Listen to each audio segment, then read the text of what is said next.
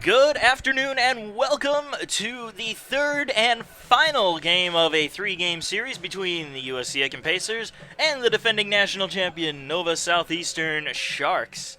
I'm Marcus Johnson, and along with Jordan Phillips, thank you for joining us. Should be an interesting matchup today as the Pacers go for the series sweep against the defending national champions. We got Nick Yobi on the mound today for the Pacers. Comes into this game with a 5.16 ERA and a 1-0 record on the season. His counterpart for the Sharks, Joe DiBenedetto. Joe, that is a name, all right. Joe DiBenedetto comes into the game with a 3.86 ERA and a 3-1 record on the season. He's got 25.2 innings pitched, 23 hits, 15 runs, 11 of those have been earned, 9 walks, and 29 strikeouts. Another good pitcher for the Sharks, although we saw what happened when the Pacers took on the series ace for the Sharks, and the Pacers walked away with an 11-3 win to clinch the series last night. Took game one on a walk-off and a bit of a blowout in game two, so we'll see what game three has in store. Yeah, last night definitely the pinnacle of the Pacers' performance in this series. And the first pitch from Yobi is in there for a strike one to Giancarlo Cintron Torres. And that's going to be the key for the Pacers today, just like it was yesterday. Good pitching is going to be what wins this game for the Pacers. Excellent looking two-seamer there, finds the strike zone 0-2. Great way to start the game off for Yobi. Two beautiful pitches, especially that two-seamer that he just threw.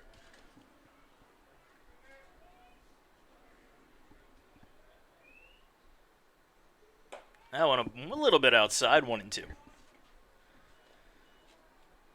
Yeah, that dominant pitching performance from Joey Benitez yesterday that was what did it for the Pacers. Oh, he was absolutely lights out. He may have given up 3 runs, but he put out a heck of a performance. Grounded foul keeps the count at 1-2. Went 7 1/3 innings with 9 strikeouts and only 1 walk on the night. And he gave up those 3 runs in the first 3 innings. And then after that, he was just shut down. And the Pacers stormed back, and they just kept that lead right where it was and didn't give an inch. The 1-2. Hopper, first base side. That'll go through for a base hit. So, as usual, Cintron Torres leads things off for the Sharks and gets on base. And that brings up Dylan Woods, the shortstop.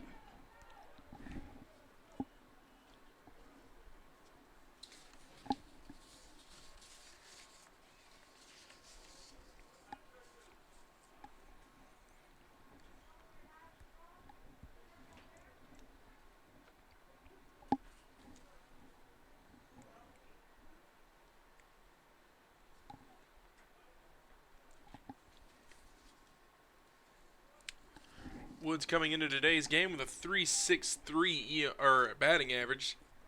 Keep wanting to say ERA. I do. I keep wanting to say it, but I gotta get that on. Bunt here, bunted in the air. Diving catch by Yobi. Throws it to first, and they double him up. Wow. Nice little bit of athleticism there for Yobi on that diving catch. That was beautiful. That's a highlight reel play if I've ever seen one, and early on in the game, cue momentum for the Pacers. That's a little bit of hustle off the mound for Nick Yobi. Excellent play defensively by the pitcher.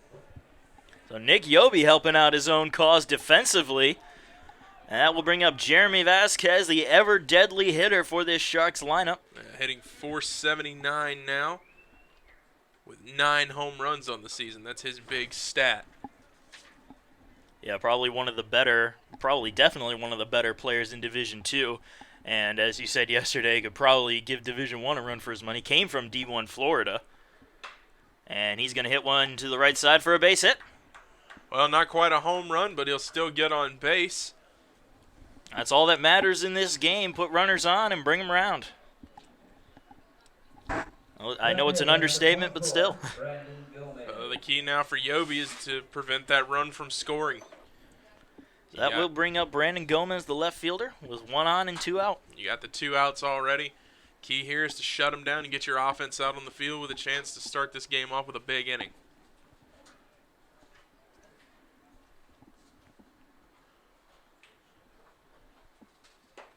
First pitch outside corner for strike 1. And a nice pitch that was, painting that outside corner.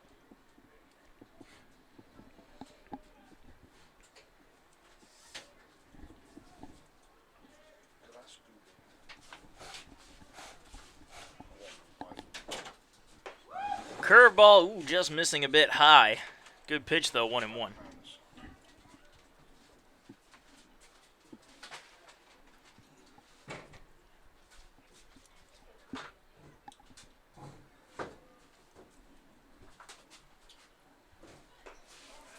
Ooh, the 1-1 just missing high again, 2-1. That was a nice-looking pitch from Yobi.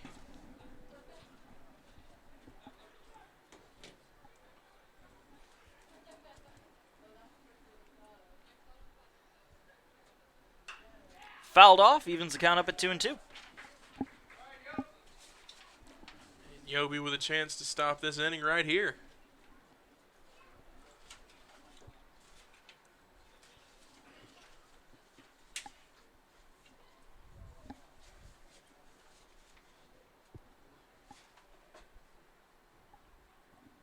Swing and a miss, chasing one outside, and that will do it. 4 batters up, and 3 of them are sitting down as the Sharks leave one on stranded on first. We go into the bottom of the first inning, 0-0.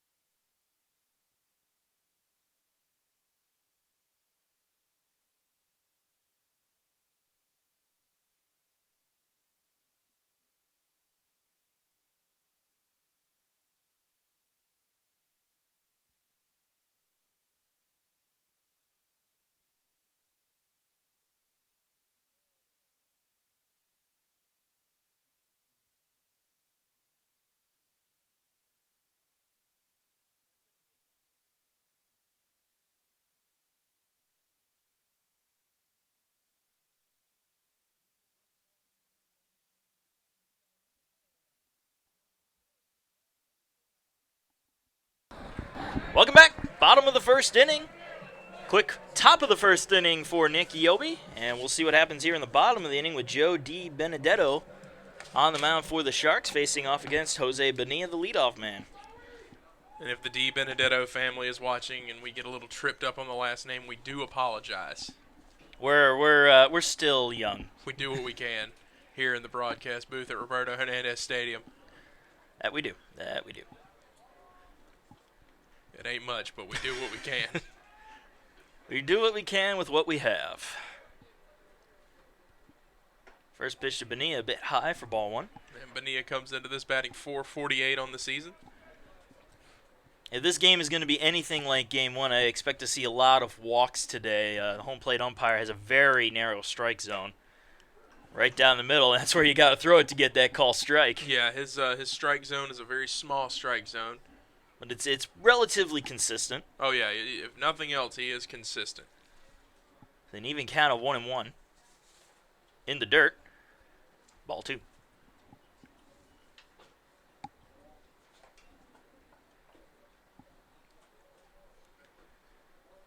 Both these teams have effective leadoff men, Jose Bonilla for the Pacers and Giancarlo Cintron Torres for the Sharks. Both of them can get on, both of them have speed, and a lot of times both of them come around.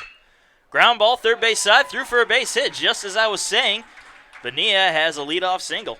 And just like with Cintron Torres, a little shot right through the gap to get on first for Jose Bonilla. Whatever works, whatever works. That'll bring up John Banks playing first today.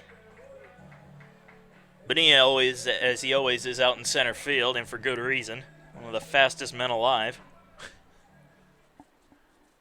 Yeah, Bonilla definitely got some quick feet out there in center field. Made that beautiful catch out there in last night's game. Yeah, one that was tailing away from him, and he caught up to it pretty much all the way out in left field. And he made the catch as Banks swings at the first pitch, pops it up into right field.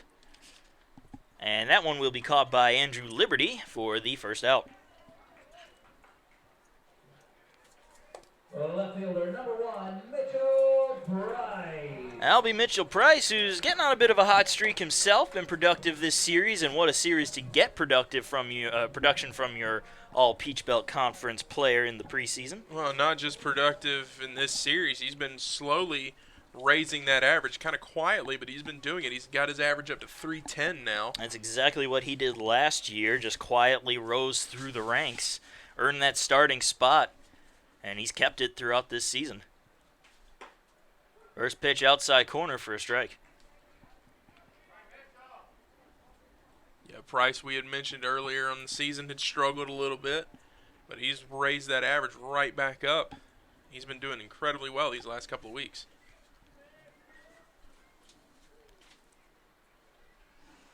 Check throw over to first. Bonilla makes it back safely.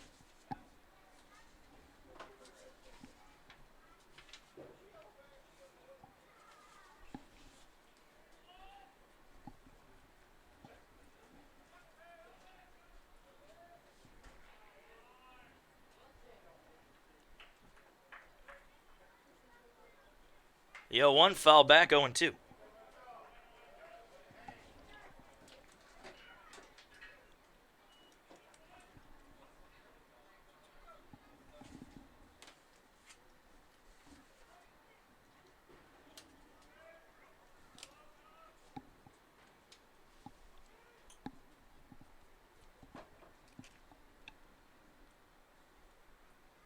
O2 pitch. Bit high, 1-2.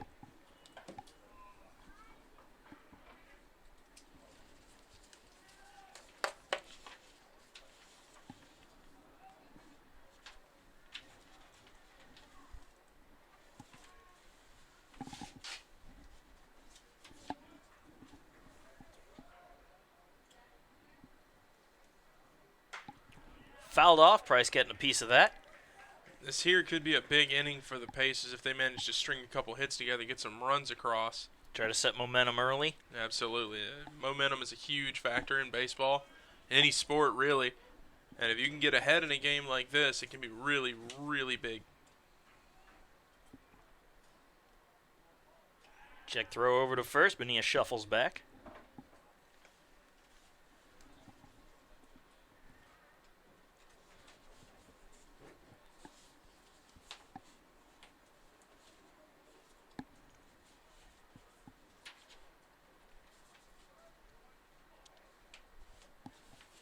And Price swings and misses at that pitch just a bit outside, and that'll be the second out.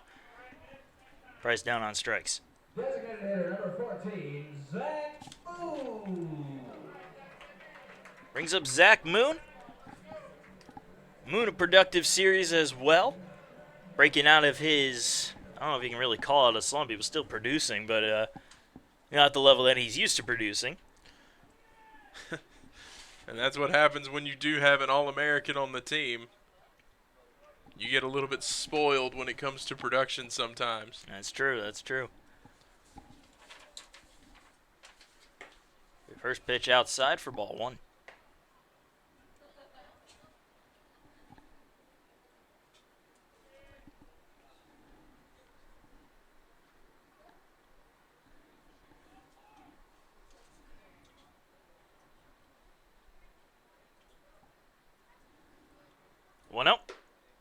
Outside again, 2-0.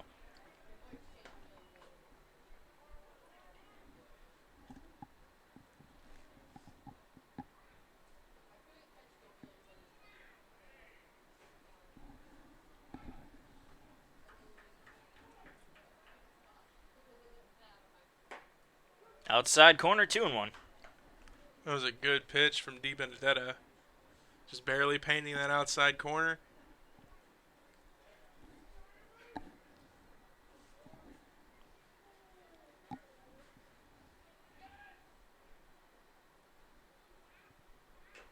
Fouled off by Moon, and that evens the count up at 2-2. Rubbing some dirt on the hands, get a good grip on the bat. He doesn't use batting gloves, as you pointed out yesterday.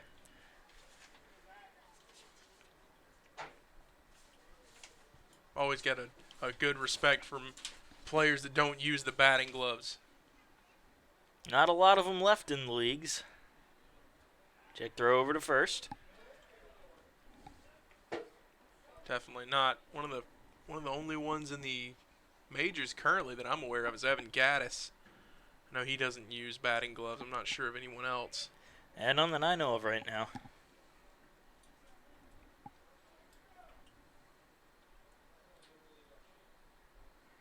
Two-two. Ground ball to short. They'll flip it to second for one, and that's all they need. And that will do it for the Pacers here in the bottom of the first. We're still tied at 0-0 going into the second.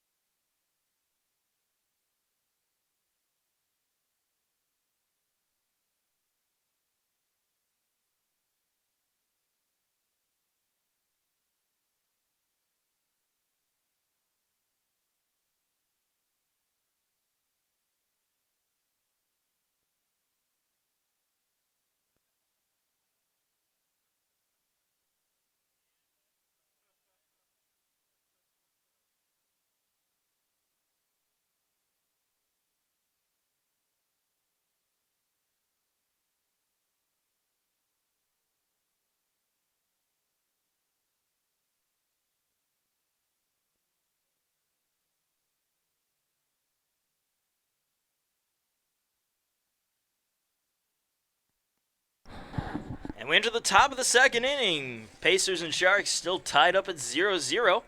Jake Anchia will come up, the DH for the Sharks today. Anchia hitting .328 on the season with 5 home runs, 8 doubles. Even got a triple to his credit. Anchia played catcher yesterday, so interesting to see catchers getting triples. Beautiful looking curveball finds the strike zone for an 0-1 count. Yeah, he was DH in game 1, catcher yesterday, and DH again today.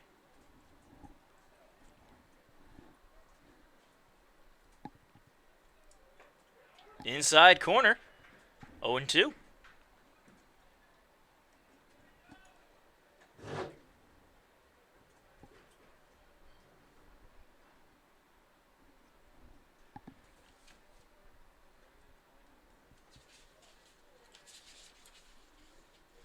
Way outside there in the opposite batter's box. Count 1-2.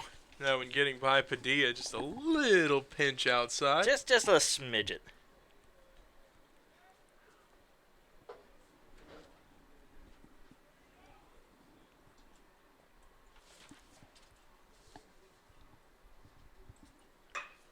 Slow hopper, third base side. Weeks charges, fires to first, and gets the out.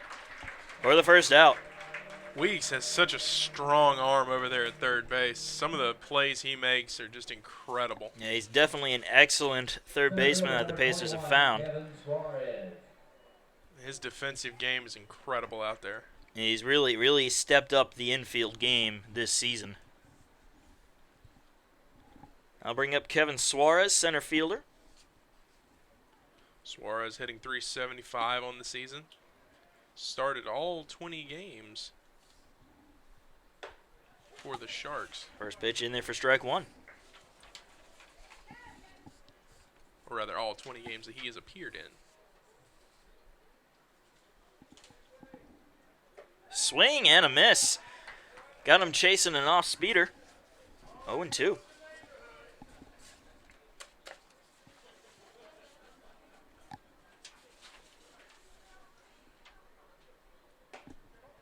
That one just missing.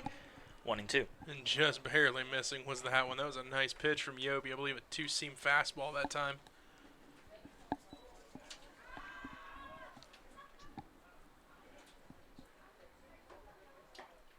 Ooh, just on the outside corner. Another good-looking pitch. Bit too low, however, and the count even at 2-2.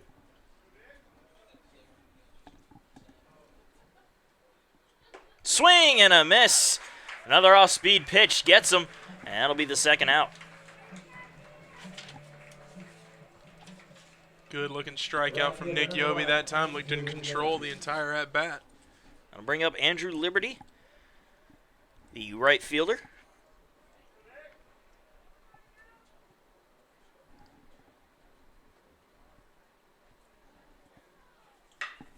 And he hits one into left field. That'll be a base hit. And that'll raise Liberty's batting average on the season from .341 to whatever it is now. Yeah, we're not doing the math. We're comm majors. We don't have time for all that. Yeah, comm major, comm graduate. We only had to take 2 math courses. Got them both out of the way freshman year. Unless you count that research comm as a math course. There was some math in there. See, I took qualitative research methods, so I didn't have to do any math. Ooh, mine was a nasty math for me. That one popped up, first base side, foul territory, and that will go out of play.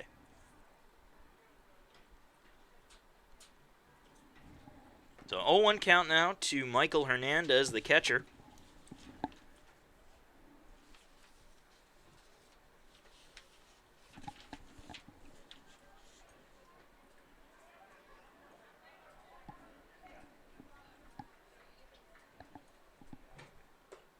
Curveball finds the inside part of the plate for strike 2. Pretty pitch from Yobi that time. That was a beautiful curve, slow looping curveball on the inside part of the plate.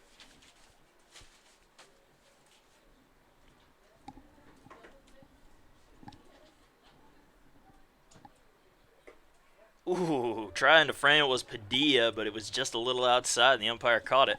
1-2.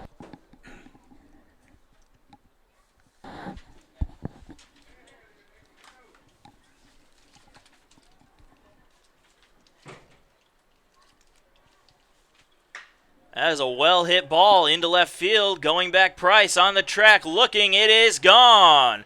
A 2-run home run for Michael Hernandez, and the Sharks jump out to an early 2-0 lead here in the second. That's unfortunate for Yobi. He made a couple of really good pitches and had been pretty much in control up to that point in the inning before Liberty got that single. Yeah, he just hung that pitch up in the zone, and Hernandez took full advantage of it and sent it out there into the woods. Yeah, some small woodland critter has a new souvenir now. And there have been a couple that have gone out that way. That'll bring up Sebastian Diaz, the third baseman and number 9 hitter.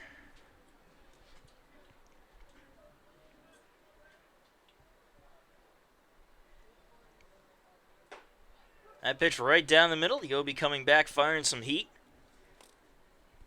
Perhaps a little frustration on his part. It happens to the best of them. 0-1. Ground ball slowly to short. Ehrman has it to first, and that'll do it. But the Sharks strike first here in the second inning as they score a pair of runs on the 2-run home run by Michael Hernandez. Pacers looking to play catch-up in the bottom half of the second.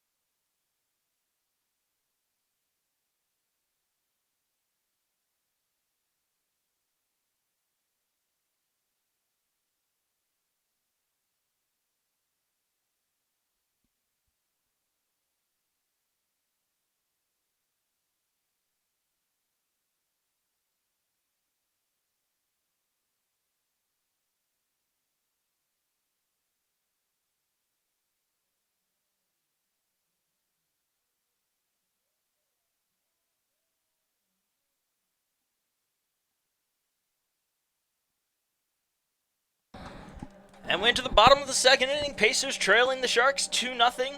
Dalton Weeks will lead things off for USC Aiken this half.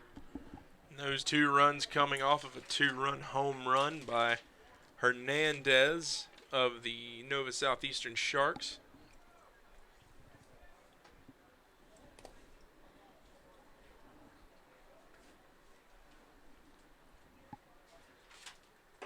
First pitch to Weeks right down the middle for strike 1.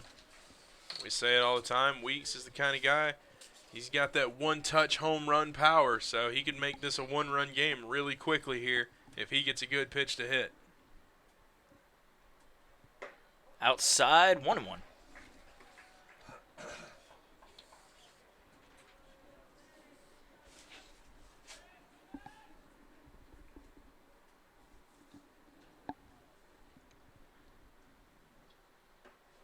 Bit low on that pitch, 2-1.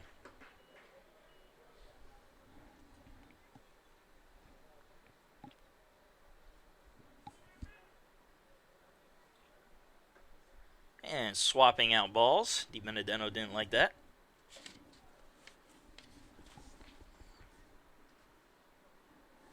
Another nice little crowd out tonight for the Pacers, or today rather.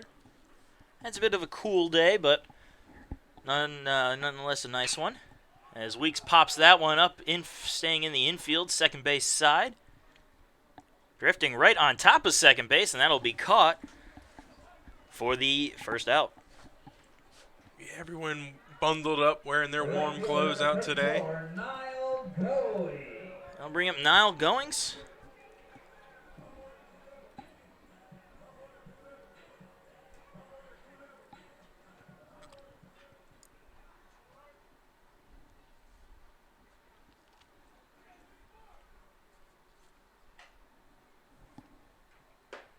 And the first pitch to Goings right down the middle for strike 1.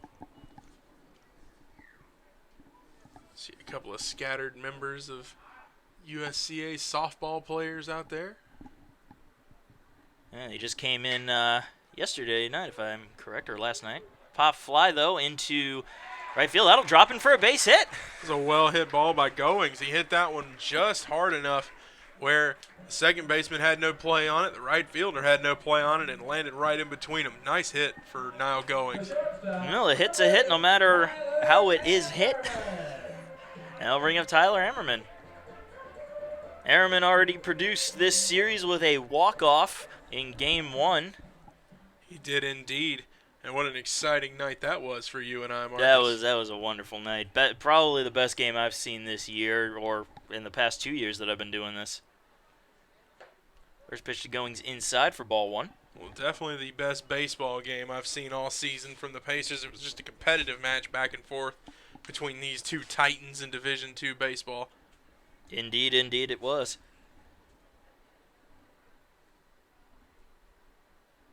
They went up. Bit low. Count 2-0.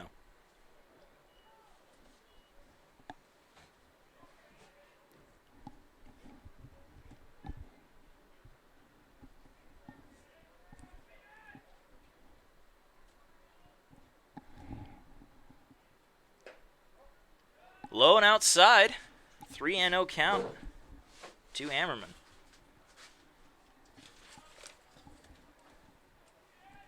Ammerman hitting .260 on the year. Batting average not quite as high as you'd like it to be, but he's at least getting some clutch hits. He's definitely done that. He's had 2 walk-off hits this season. Lower part of the strike zone, 3-1.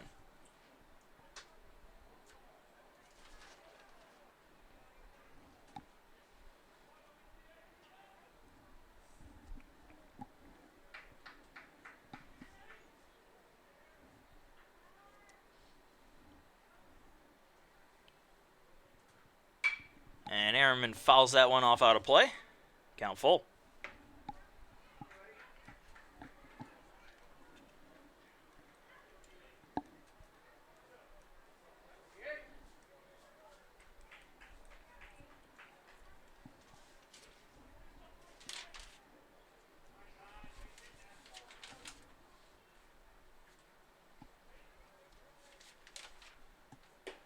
And just a bit high and outside, Ammerman will walk to put runners on first and second. with only one out. That'll bring up Charlie Padilla, hitting .370 this year. And Padilla having a productive day. Productive year, I should say. There you go. This will be his first chance to have a productive day. Indeed, it's been a while since he started. Well, he's got 2 men on. Goings in scoring position and a little bit of speed on first with Ammerman. And the only reason he hasn't been starting too much is because Connor Durden's been having a very productive year. Yeah, Durden has had a fantastic season. Kind of overshadowed Padilla a little bit, but Padilla's no slouch himself. Yeah, 376 is nothing to sneeze at all. First pitch high and outside for ball 1.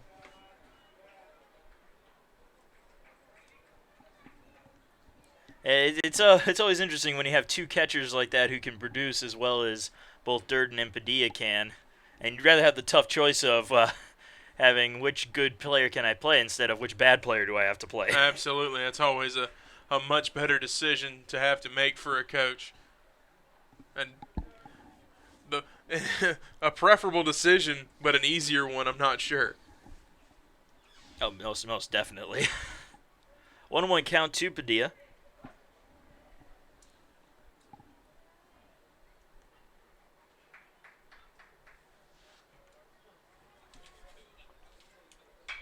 And he fouls that one off, 1-2.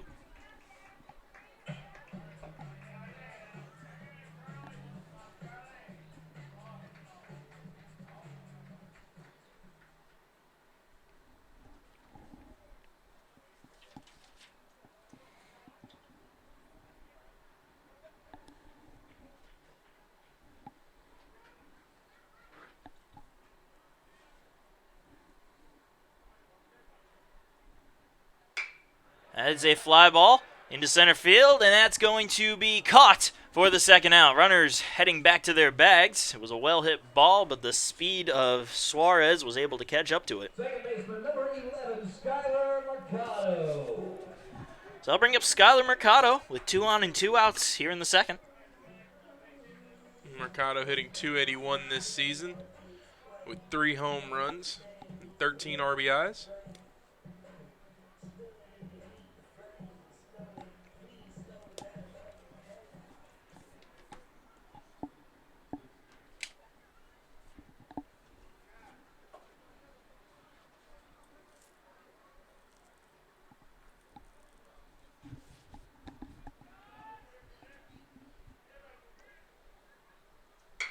That's grounder. Second base side, Cintrone stumbles, and that ball's going to go into the outfield. And 1 run will score. We'll see how they score this.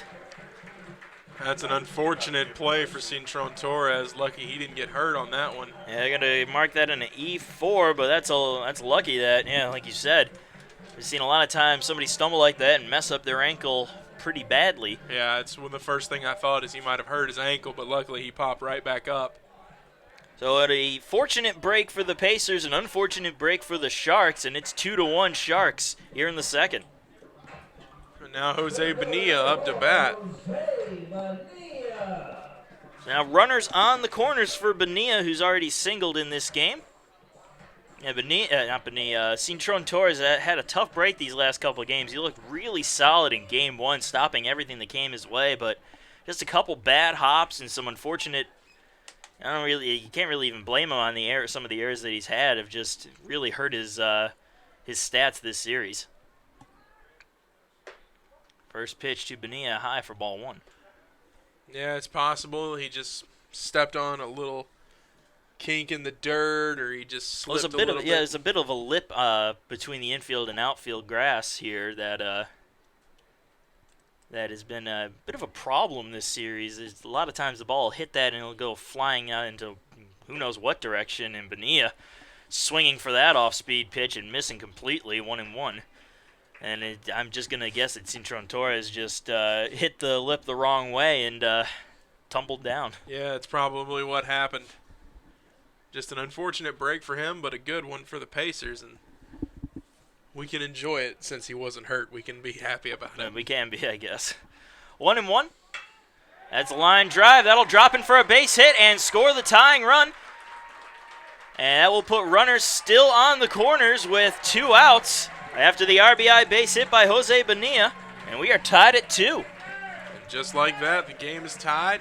That's why pitching is so important in a matchup like this, because you know your offense is going to be able to get you runs across.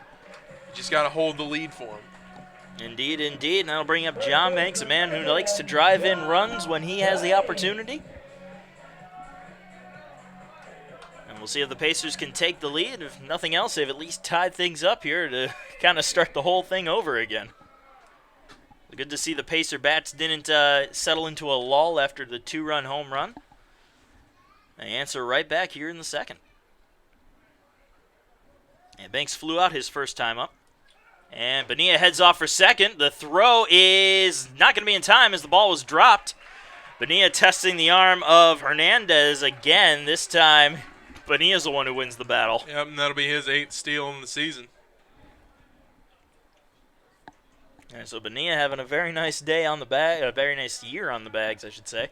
I don't know why I keep saying day when I mean year. That happens to the best of us, homeboy. Homeboy. Homeboy. Homeboy. Homeboy. All right. I'll let you deal with the flack for that one.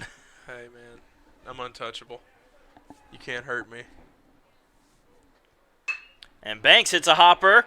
Shortstop Cook grabs it. Long throw to first base is going to go way off the mark and go into the Shark dugout.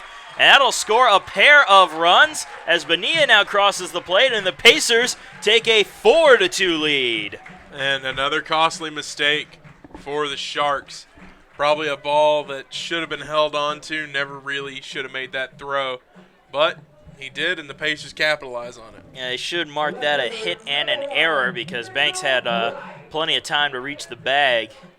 I'm marking it a hit and an error, and they're going to mark an error out there. I'll see if they've given him a hit. Not sure exactly. Yeah, I think that should count as a hit for Banks. They were marking it as a full error on the play. I'd give him a hit, but that's just me. I'm a nice guy. So 4-2 now. Pacers lead. Runner on second base for Mitchell Price. Price struck out his first time up. And still a chance for a big inning here for the Pacers. I mean, it's already been a big inning, but you can make it an even bigger one here.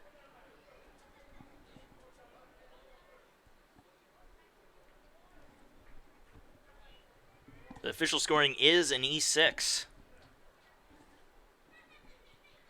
And Price swinging way ahead of that pitch, 1-1.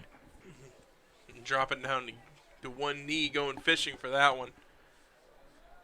Hey, but even though you drop down to one knee, sometimes it works out. Who was it in the majors who did that all the time? There was a guy, he played for the Rangers. I can't remember his name. 1-1. Way outside. Price lets it go, 2-1.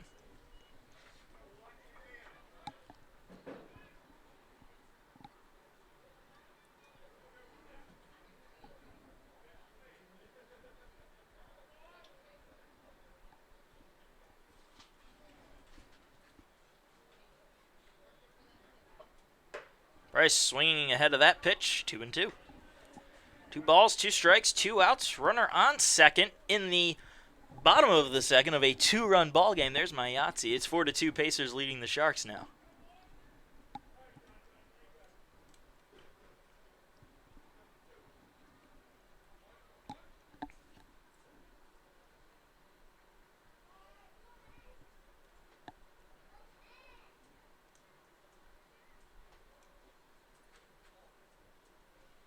And Price grounds one right back to the mound. And that will do it here in the bottom of the second. But the Pacers answer the 2-run home run by the Sharks with 4 runs of their own in the bottom half of this inning. Go into the top of the third, 4-2. Pacers up.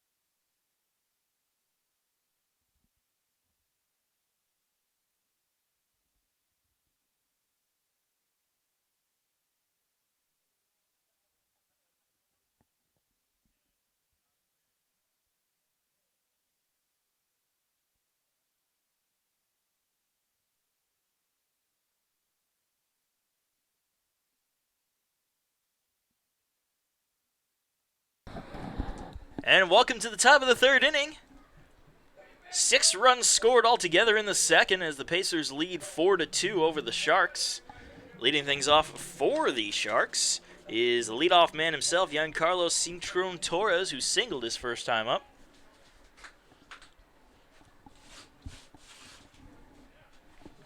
Cintron-Torres looking to have another big day at the plate. First pitch almost looked like it was right down the middle, but it was just a bit too high. Count 1-0. He'll likely want to make up for that little error he had out there on the field. The best way to do that is have a productive game. That one missing low and away, 2-0. Cintron-Torres not the guy you want on base. He's got speed, and he has a habit of scoring.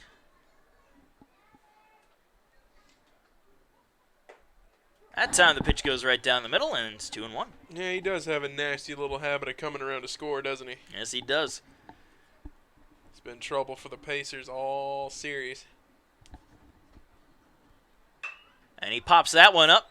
Shallow left field. Price coming on and making the catch for the first out. Shortstop, number 5, Dylan Woods. Brings up Dylan Woods, who last time up bunted one in the air, and a diving catch by Nick Yobi set up a double play that really impressed a lot of people out there, I think. Yeah, it definitely impressed me. It was a beautiful effort by Yobi to stretch out and get that one.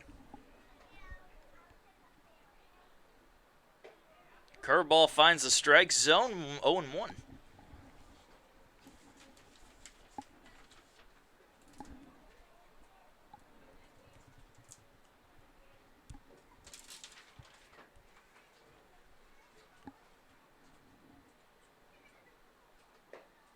Bit inside and low, 1-1.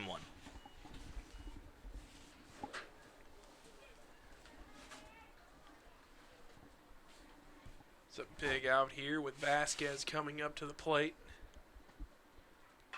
Fouled off. Pitch was coming inside, 1-2.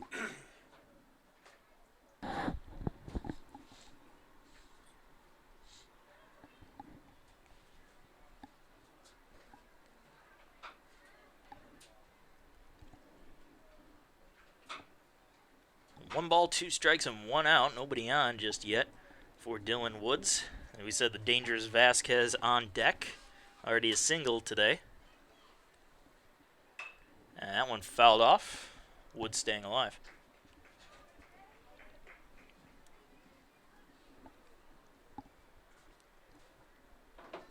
Yeah, I was speaking to Joey Benitez after last night's game, and he told me that the scouting report on Vasquez was about 2 paragraphs long.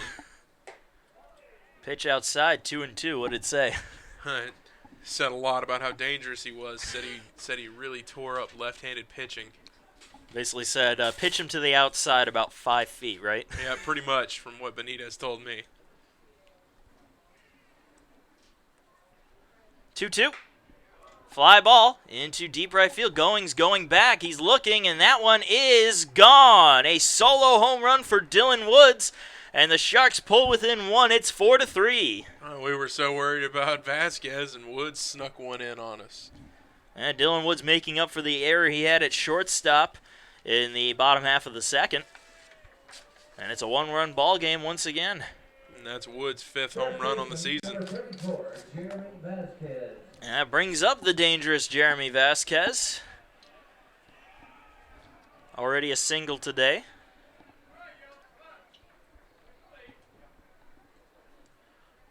Yobi's been making good pitches today. He's just had a couple of mistakes that the Sharks have capitalized on. And first pitch outside for ball 1. Well, when you have such a narrow strike zone, sometimes you try to get one into that strike zone and you just hang one that the opposing batter can take advantage of. That one just missing. 2-0.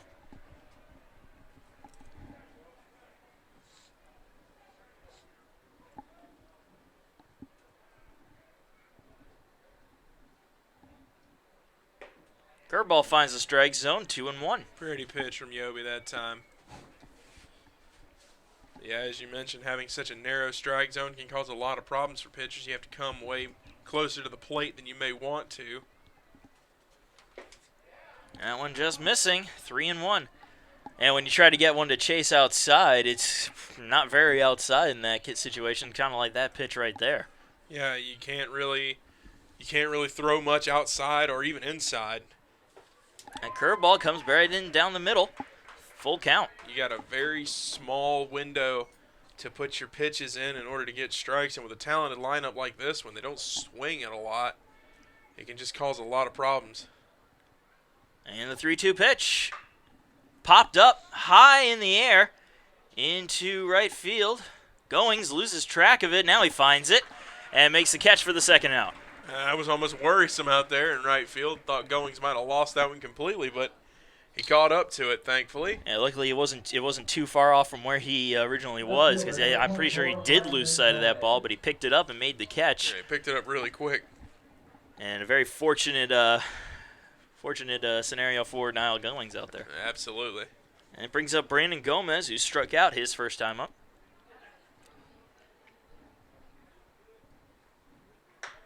As well hit into center field. Bonilla coming in, and he will not be able to make the catch as it drops in front of him for a base hit. I'll put one on with 2 outs here in the top of the third inning. It's 4-3. Pacers still leading the Sharks. That brings up the DH Jake Anchia. Grounded out his first time up.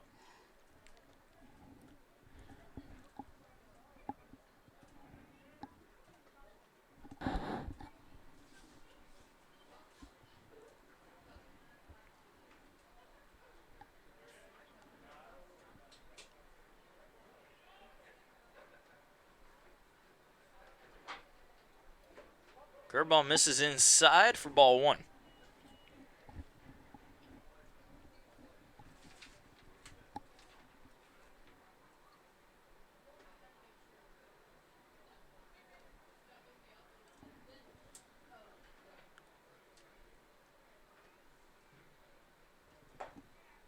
That one finds the outside part of the plate, evens up the count at 1 ball, 1 strike.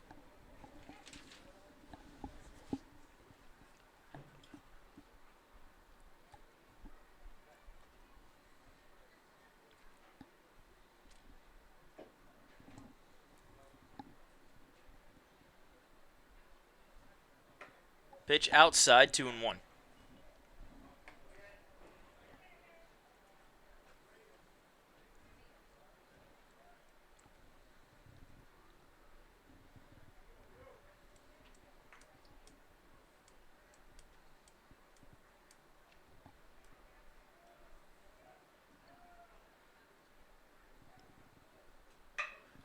Fly ball into right field. Goings coming over and making the catch for the third out.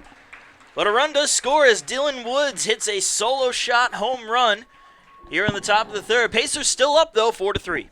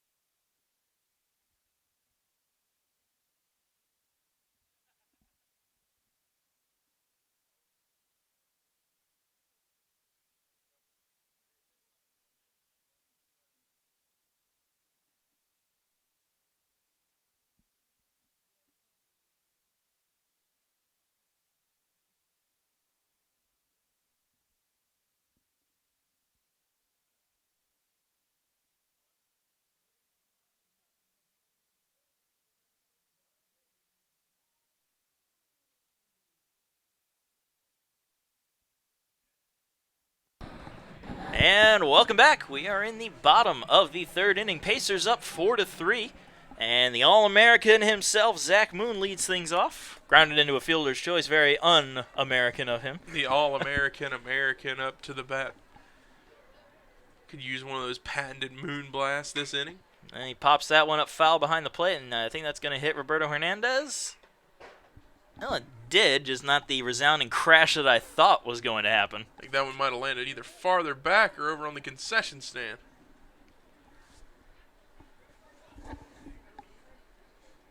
The 0-1. Outside corner. Must have caught maybe a millimeter of that play. It looked a bit outside to me, but the count 0-2 nonetheless.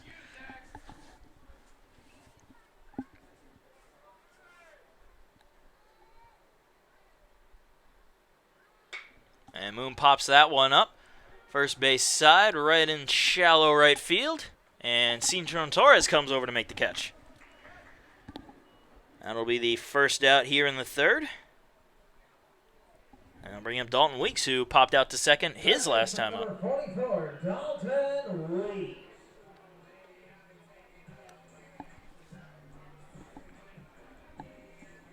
Weeks, who's had a very impressive series at third base, making some clutch plays, stealing some hits.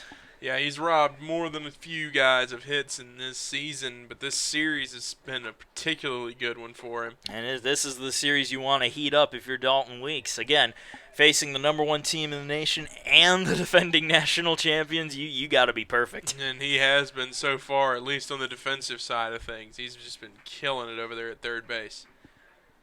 And the 1-0 to Weeks. Chases one outside, 1-1.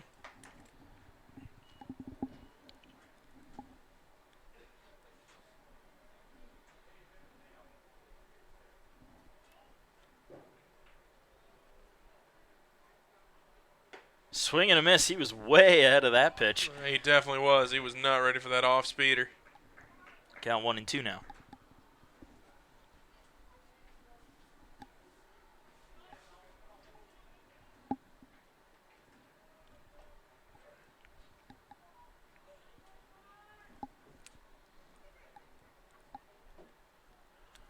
And 1-2 pitch to Weeks. Fouls it off the other way and stays alive. Over the heads of some of our spectators out there in the field. Yeah, they got a bit of a picnic area set up there. Blanket down, bunch of foldable chairs. Wouldn't mind having a blanket up here. It's a little chilly. Not for me. 1-2 misses outside, 2-2. You're from New York. Nothing's chilly to you. No, I mean, negative 20's chilly. Yeah, well, anything under 60 for me. And Weeks gets a hold of that one. He sends it out into left field. However, it seems to not have enough. That one will be caught by Gomez for the second out. Thought that one may have enough to carry over the fence. Not quite enough, however. Yeah, it was a well-hit ball by Weeks, but I think it just got a little too much underneath it. Yeah, just a little bit, and it'll be 2 outs now for Niall Goings, who singled and scored a run his first time up. Too much pop, not enough drive, I think is what that was. That's a good bet. Pitch outside for ball 1.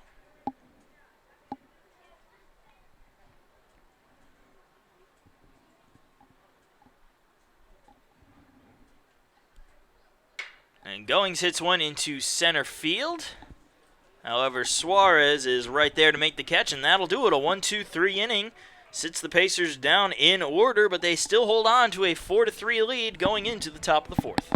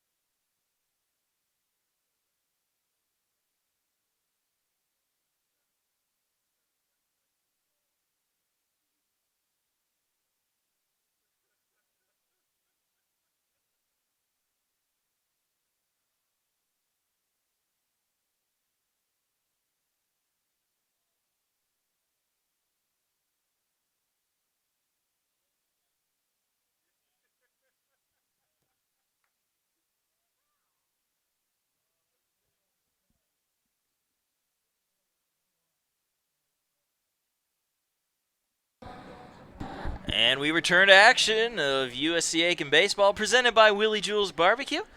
Pacers leading the Sharks 4-3 as we start up the top of the fourth inning. I'm Marcus Johnson, and along with Jordan Phillips, thank you for joining us on this beautiful Saturday afternoon. It is really pretty out today. I was a little worried we might have some clouds, but Just none to be seen. Just blue skies, a little bit of a chill in the air. Not too bad. Not bad at all. 1-0 count now to Kevin Suarez leading things off for the Sharks. Pitch a bit high, 2-0.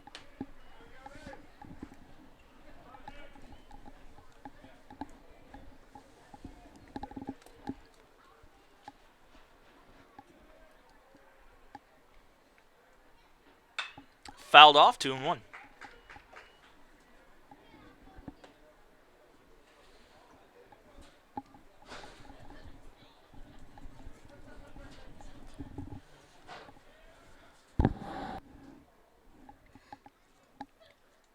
Swing and a miss. Curveball really tied him up. And Suarez has a 2-2 count. Yeah, I think his legs might be in knots out there after that big curveball from Yobi. He was looking fastball, and he did not get a He fastball. definitely didn't. 2-2. Swing and a miss. There's the fastball. And that'll sit Suarez down for the first out. Good series of pitches from Yobi that time around. He's been making really nice pitches today. He's been hitting his spots well. And as we said, just a couple of mistakes here and there. And the Sharks, because they're such a talented team from top to bottom, 1 through 9, they took advantage. And that's unfortunate for Yobi because I think against any other team, I don't think they would have scored yet. If anything, they'd only have one run, I think. But, yeah, again, number one team defending national champions. Can't say that enough because, darn, is it true. Yeah, I mean, this is such a talented lineup all the way through. Every player that they put out there has the ability to hit the ball and hit it well. So needless to say, a one-run lead is not safe whatsoever. A three-run lead is not safe whatsoever. Absolutely not. No lead is safe in a game like this. And it's 1 ball, 1 strike, 1 out to number 1 at the plate of a one-run ball game. Another Yahtzee yes. And that curveball misses and completely ruins it. I'm not looking at you right now. I told you yesterday, I have no shame. All that shame is gone. The 2-1. Right down the middle, evens things up at 2-2. And another pretty pitch from Yobi.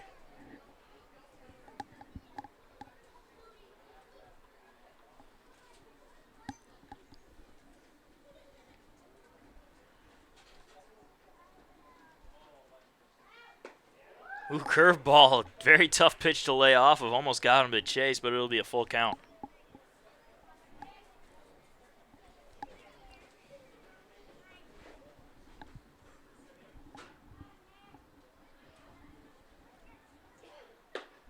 That one way outside, and that will walk the batter, Andrew Liberty, for his second on-base appearance there. Michael Hernandez. And Hernandez back to the plate now after he homered in his last at-bat. And Hernandez, 1 for 1, that 2-run home run. And he has an opportunity to do it again and possibly take the lead back for the Sharks.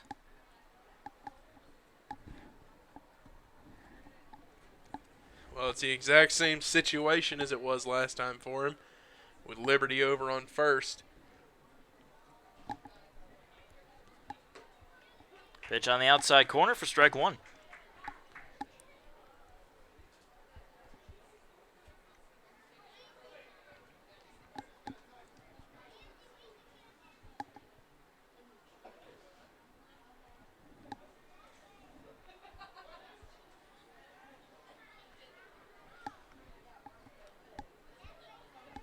The 1-0. Swing and a miss. That's actually 0-2. They had the wrong count up there, I believe. Think so.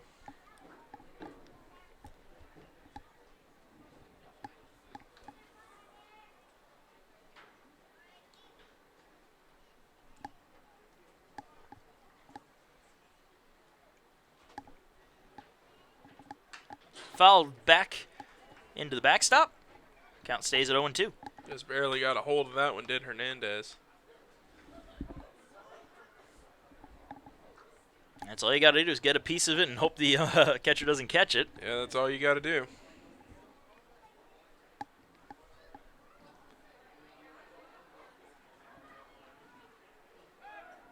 And Yobi throws one over to first, just checking on the runner.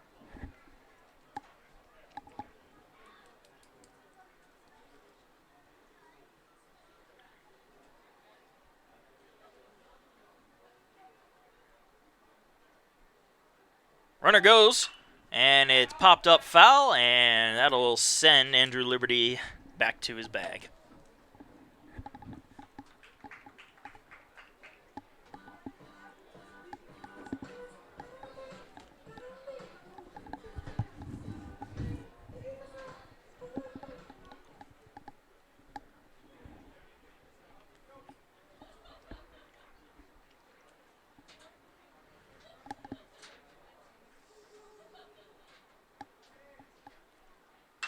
Fouled off again.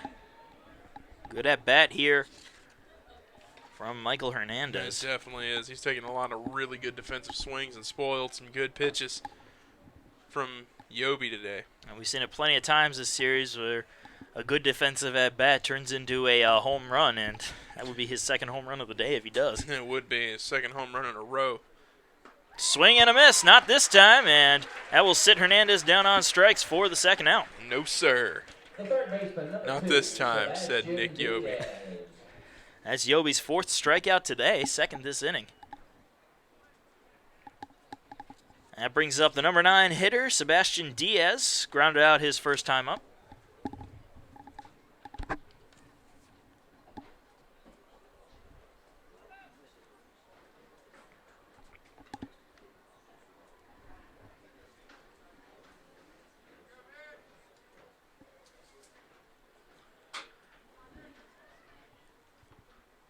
Runner goes, and believe that hit a piece of the bat.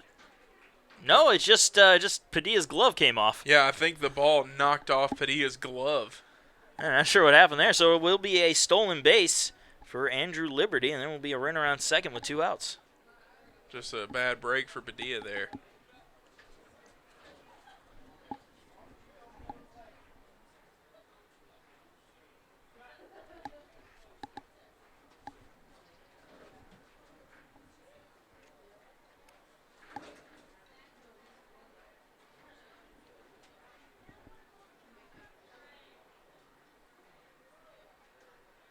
The 0-1. Curveball just misses. A good pitch, though. 1-1. And there are the Pacer hecklers.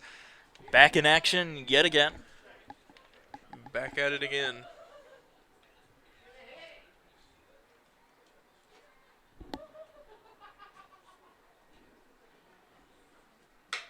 And that's going to be through for a base hit into right field. They're waving the runner around third. Goings has it, throws it in. And that one will be not in time. And that will score a run. Tie ball game at 4 apiece on the RBI single by Sebastian Diaz.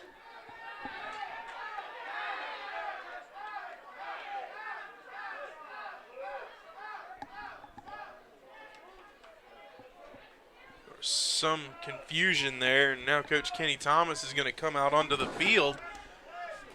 That was definitely a close play, and what a throw by Niall Goings to get that one in, but It was accurate, just not fast enough, but still closer than I thought it was going to be. I think the argument may be the collision, possibly.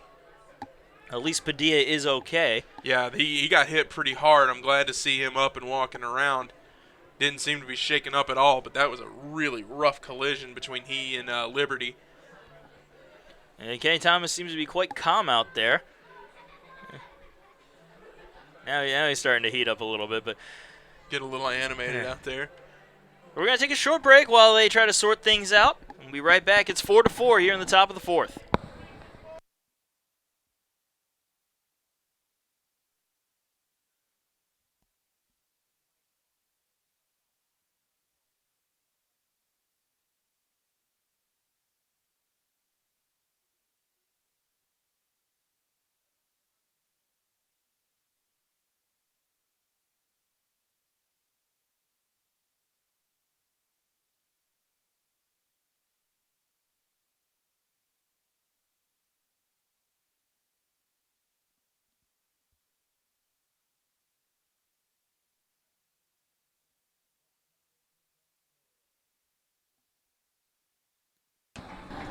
And welcome back.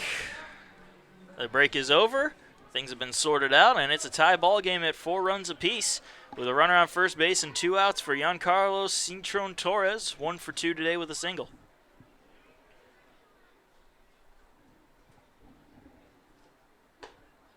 That pitch on the outside corner for strike 1. Good to see Padilla still out there, not shaken up after that big collision at home plate. Wonder if he played football at all when he was younger. Might have, because like I said, I don't think it was an intentional collision, but he and Liberty certainly had a big impact there at the plate. Check throw over to first. Diaz dives back safely.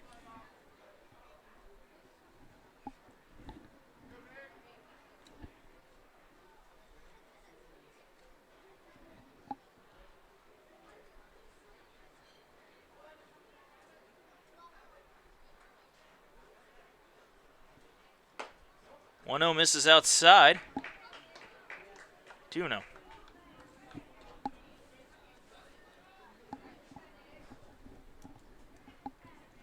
Not sure if it's 2-0 or 1-1.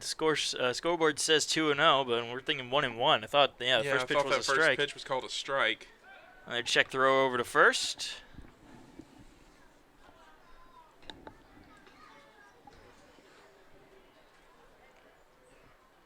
And there we go. Okay, so it is 1-1. That happens a few times this year. It does. It happens. Swing and a miss off speeder. Tied him up, 1-2. Yeah, no doubt about that strike.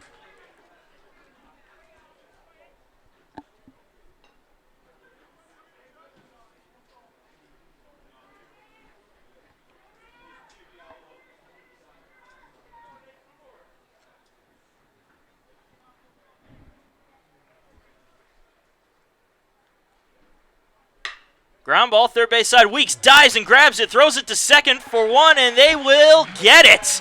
Dalton Weeks yet again robbing a base hit and ending the inning as we go into the bottom of the 4th inning, all tied up at 4 runs apiece.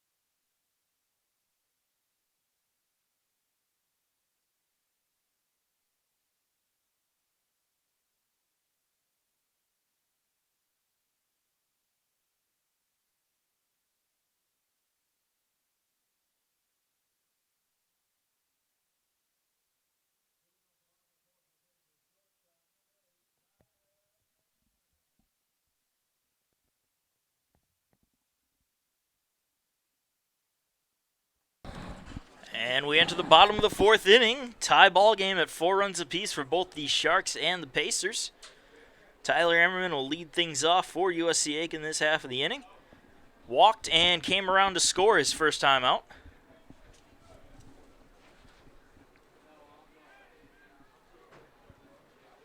Swing and a miss on the first pitch for strike 1.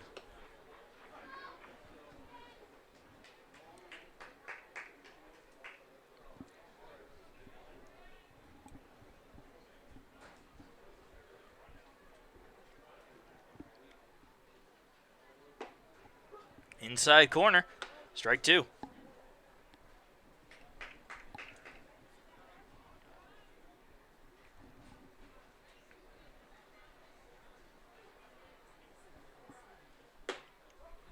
Low and away, and the count now 1-2.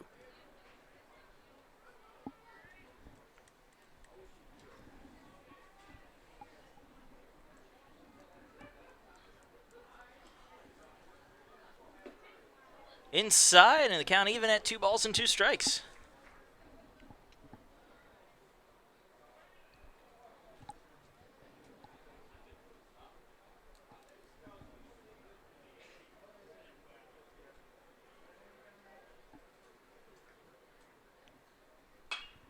That one fouled off. Emmerman just staying alive. And another potential big inning for the Pacers here. You want to get ahead again. You definitely don't want to be tied up with a team that is this potent and this talented. You got to get some runs on the board. Got to get runs across the plate.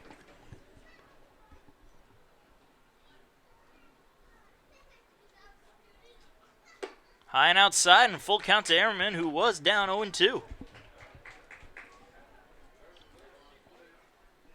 Nice patient at bat here from Tyler Emmerman.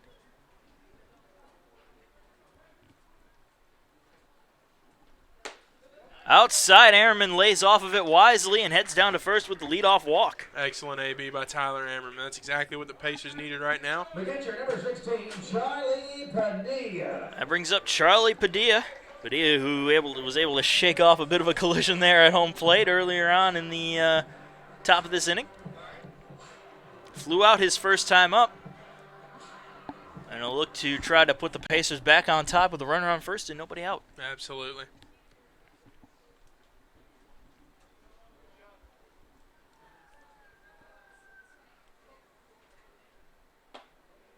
Inside corner for strike 1, 0-1.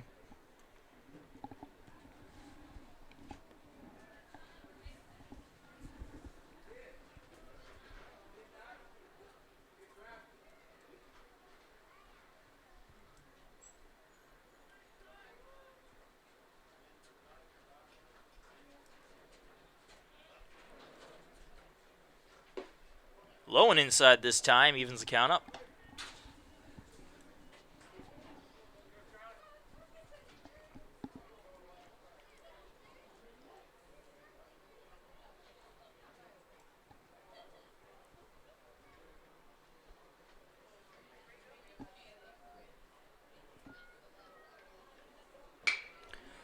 Fly ball into right field. That will be caught for the first out.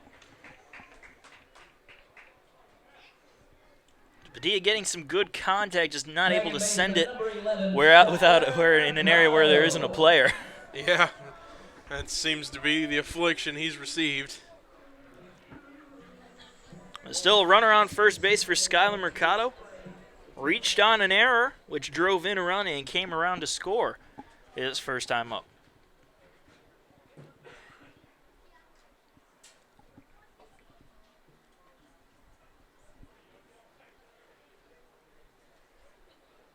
And he bunts it.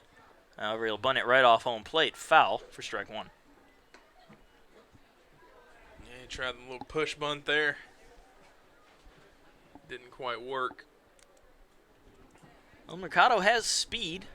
Not as much as Bonilla has, but he's got enough speed to make it if he bunts it right. Oh, yeah, if he gets a good bunt laid down, he can definitely make it to first in time.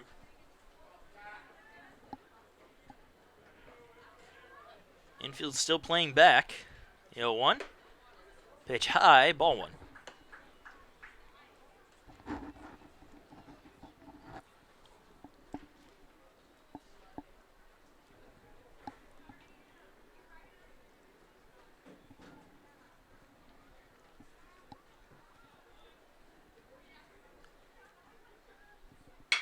That's a ground ball to third. They're only going to have one play. The throw to first is in time for the second out. And just barely in time. Mercado nearly made it. It was very close, but it was a good call. There'll be a runner on second, so a runner in scoring position for Jose Bonilla.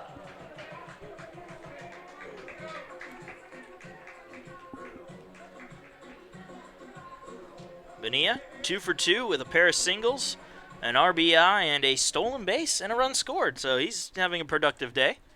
And we'll see if he can add on to that day. A nice gap over there in left center field. Center fielder Suarez playing very far over to the right.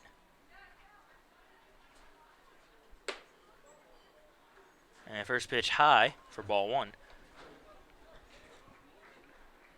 Bonilla does hit a lot over into right field, but he also can send it into that gap in left center, so I'm wondering why they're playing him like that.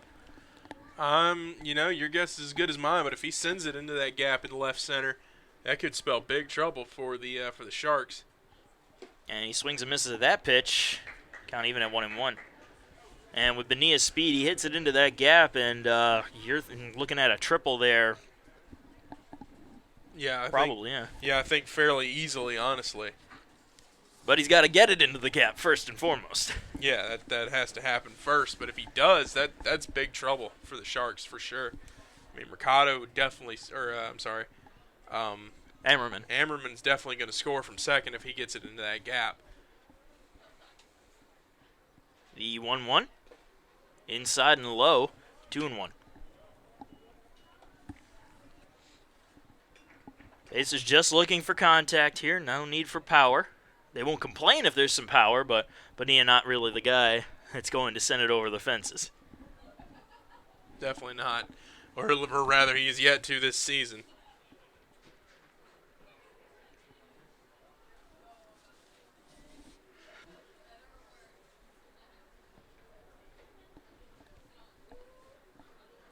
Two-one pitch. Fouled off. Evens the count at 2-2.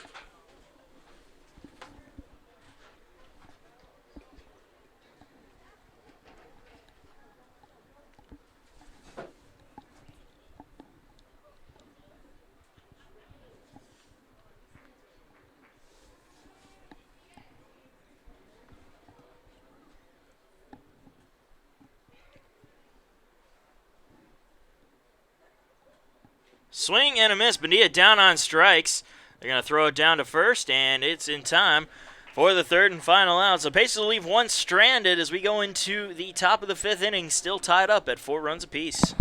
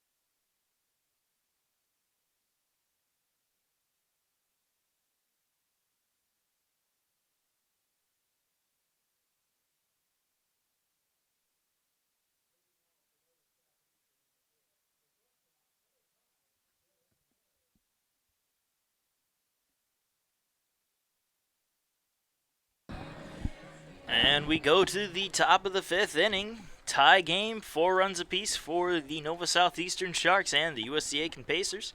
Dylan Woods leads things off 1-for-2 today with a solo home run.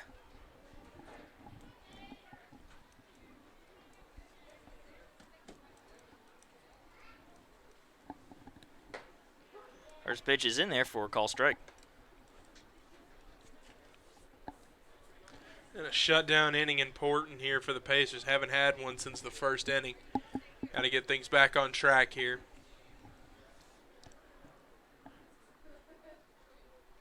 Curveball missing way outside. 1-1. Yeah, the Pacers have had 3 innings where they haven't scored versus the Sharks have had 3 innings where they have scored, and that's been where we're sitting at right now with the tie ball game. It is indeed. And that one is fouled off for strike 2. As I was saying, it's important for the Pacers to get that shutdown inning here. You can't allow any more runs to score. You got to set the tone for the rest of the game. And Obi's been looking okay out there right now. Got to let the Pacer bats wake back up like they did in the second. 1-2. Curveball missing. Evens the count at 2-2.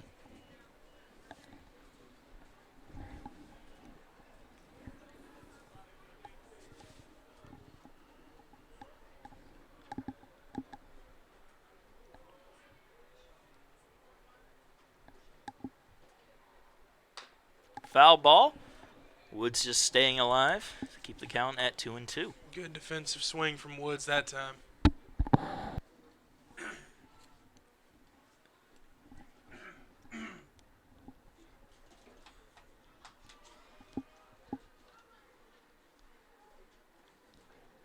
Swing and a miss, chasing one outside for the first out.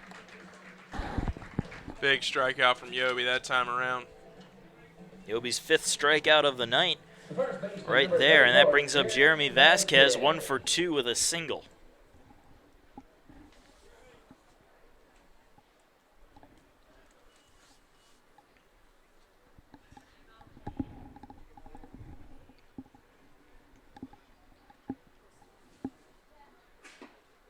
First pitch in there for a call strike, and the count 0-1.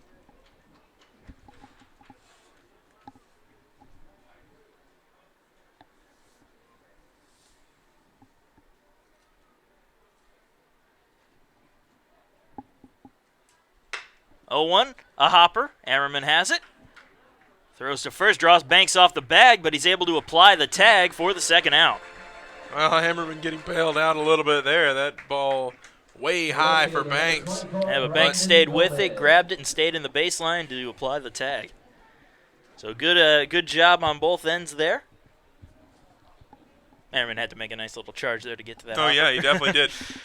There's definitely smooth defensive footwork by Ammerman. Just not quite the best throw he's ever made. It's true, but the out counts anyway. And the first pitch to Vasquez misses for ball 1.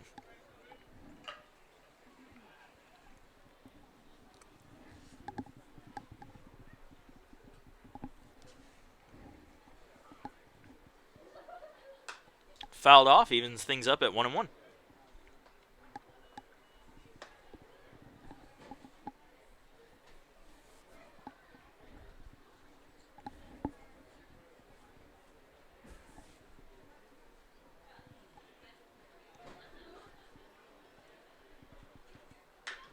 One fouled off on an inside pitch. 1-2.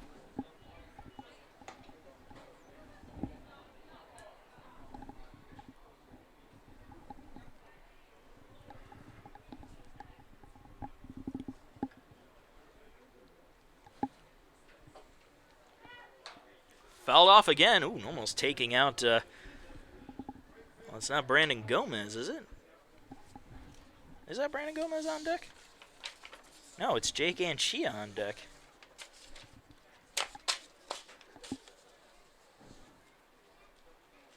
Yeah, Brandon Gomez is at the plate. What am I saying? Wow.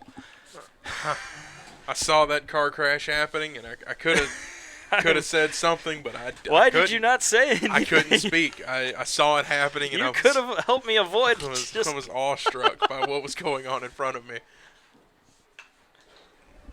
Another foul tip from Gomez. Boy, I just blanked there. I don't know what happened. I was at the wheel of the car, and I just fell right asleep and just into oncoming traffic. And there I was on the sidewalk watching it all happen. You could have tried something. Throw an egg at me. Anything. 1-2. Popped up foul territory, first base side. Banks charging, and it's just going to be out of his reach. And he says hello to the Sharks in their dugout and immediately runs back away. Well, he, Padilla, and Yobi all converged on that one. Just unfortunately, that one fell too fast for any of them to get a hand on it. I don't know. I think Yobi could have gotten it. He's already made one diving catch. Why not try again? Well, Who cares if there's a solid structure in your way? Go for it. I think that one diving catch may have already given Coach Kenny Thomas some palpitations over there in the dugout. No, that's baseball. He doesn't faze him at all. The 1-2 count to Brandon Gomez. And pitch outside, 2-2.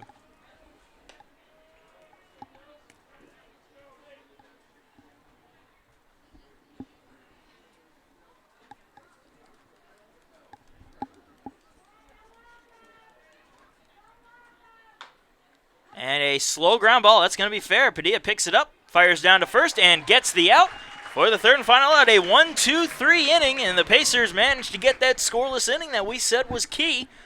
Bottom of the fifth coming up, still tied up, 4 runs apiece.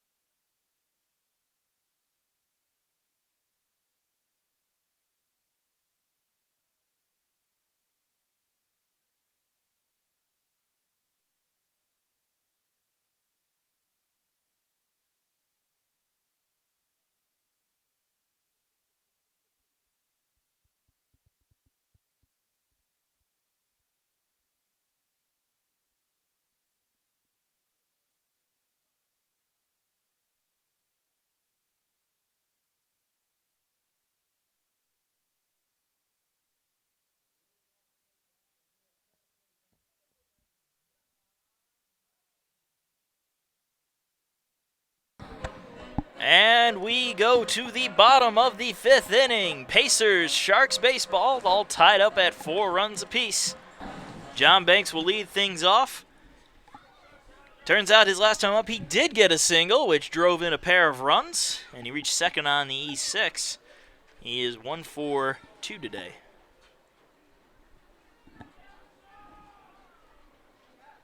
And the first pitch to Banks, outside corner, strike 1.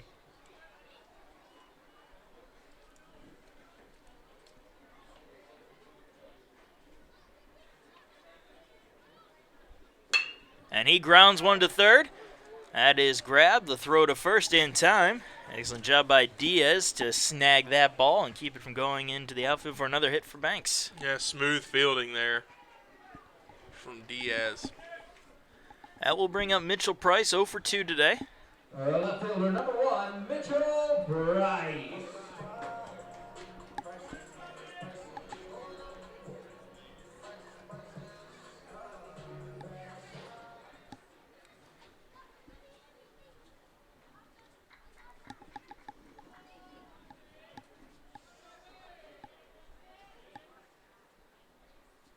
And Price hits one up the middle, and that will be caught by Cintron Torres. Mitchell Price robbed of a base hit for the second straight time. Man, what a beauty that was by Cintron Torres. Wow.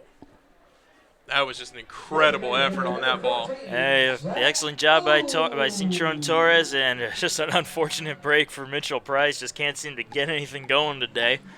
That'll bring up Zach Moon, 0 for 2.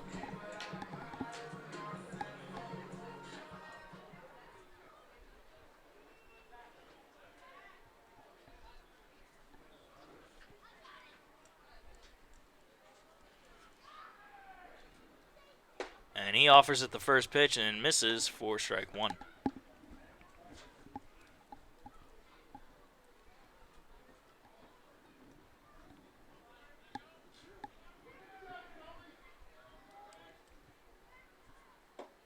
This is low that time, evens the count up at 1-1.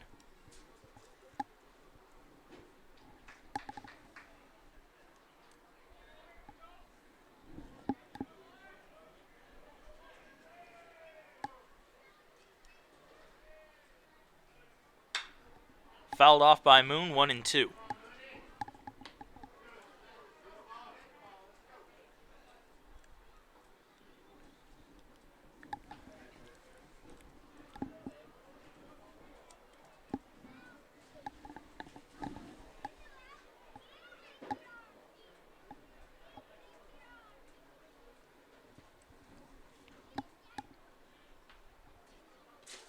Low and inside, 2-2.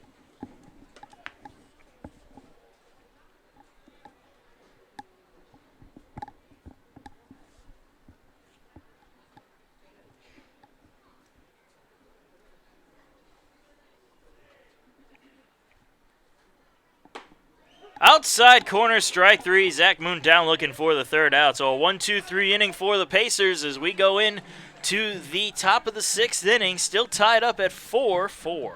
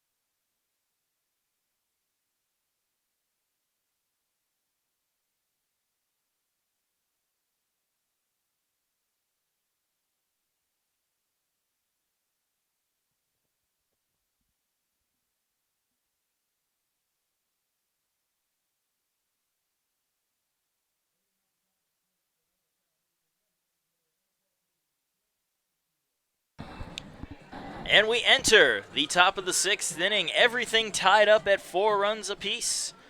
Jake Anchia will lead things off 0 for 2 today. Anchia, who I thought was Gomez, who was actually at the plate, one of those days yet again. You know, we've been having a lot of those days lately, partner. I don't know what's wrong with me. That's a ground ball. Weeks snags it off the ground, throws it to first, and gets the out to start things off here in the sixth. You know, I think we're starting to get a little bit spoiled with Weeks over there at third base. I mean, he's just so smooth. That was Smooth such an down there. incredible play at third base, and we treated it like it was routine because it pretty much is for him. Yeah, he's good. He is a very good third baseman. He seems to be getting better as the season goes on, and I'm not going to complain. Yeah, his defense is absolutely impeccable out there. And to credit John Banks, he's looked pretty good over at first base today, too. He's looked fantastic over at first base all season. And Kevin Suarez now comes up, 0 for 2 with a pair of strikeouts. The only thing that I will say Banks doesn't have that Brian Pereira does have is, well, A, height and the scoop. But Banks able to reach up and apply tags when the ball is thrown off on him.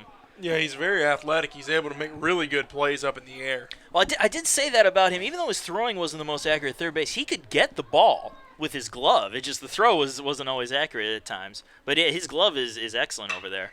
Fly ball here from Kevin Suarez into center field. Bonilla camping out under it and making the catch all nonchalant-like for the second out. Right fielder number 1, Andrew Liberty. And here comes Andrew Liberty. He's the runner that you don't want to put on base. If you're the Pacers, he's reached base twice on a walk and a single, and he's come around to score both times. He has taken the place of Giancarlo Cintron Torres in that category. Yeah, he and Hernandez are a dangerous duo here for the Sharks. And so Pacers going to try to get out of this inning as quickly as they can. Yeah, I can imagine they will. Definitely want to sit this one down and get it done with. And that pitch high, 2-0 count.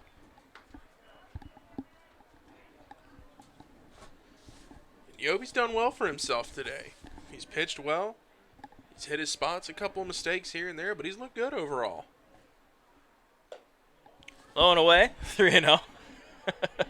Of course, now until I say something, but, you know. You never learn. You never learn. Hey, I said he was doing good earlier, and he continued to do well.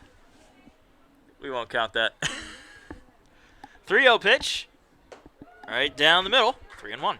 To my credit, however, Liberty has just been a nightmare all day. That is true. Liberty has had a good eye at the plate. He's taken liberty with the Pacer pitching today. Oh. The puns, they just keep coming. Foul back behind the plate. Padilla chases after it, but he'll let it go as it crashes into the bleachers. Keep it up, you're going to have to get punished. Hey. I said it yesterday. Puns are my lifeblood. The people want baseball. You didn't even pick up on it. I know I did. It was A1. That was classic. I just chose to ignore it. You know what? I don't need your approval. I don't need anyone's approval. That was great. The 3-2 pitch to Liberty. On the outside corner, call strike 3. A 1-2-3 inning as the dangerous Liberty is sat down for the third and final out. We go into the bottom of the 6th, but before we do, we have to thank our sponsors. It's getting late, and it's getting to be that time, so we'll thank Danny Michaelis of State Farm Insurance, always the sponsor for USC Aiken Baseball. Saving money is important. That's why you can count on Danny Michaelis to get you all the discounts you deserve. And, of course, where would we be without Willie Jewell's Barbecue? Located just off of Whiskey Road, a new restaurant in town. Every dish is served with a side of Southern hospitality. So come on into Willie Jewell's today and tell him Pacer Sports sent you. And located just down the road, also off of Whiskey Road, Tyler's Tire and Auto Center. Hop on in there and get your car fixed up. Tyler's Tire and Auto Center will give you a great deal. And, of course, the South Carolina Education Lottery, where you're not only taking a chance, but giving a chance to students in need. And, of course, Aiken Flooring. Aiken Flooring, you can stand on us. And Quality Inn & Suites. Stop on in there after a long, hard day of travel and get a good night's rest at Quality Inn & Suites. It's 4-4. We're going into the bottom of the 6th inning. Pacers coming up.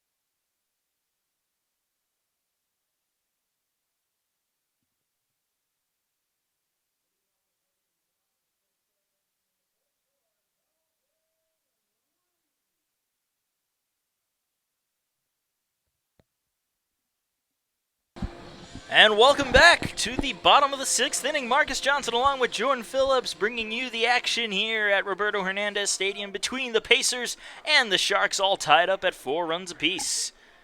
Dalton Weeks will lead things off. He's flown out a couple times today, making him 0 for 2. And he checks swing, line drive. Ooh, that just went foul. It would have been dangerous had it been fair. It certainly would have. That could have been a big problem for the Sharks. Wouldn't that have been an interesting way to get your first hit of the day on an accident? Certainly would have. That happened to Zach Moon the other day. It did. I remember that funny little blooper he had.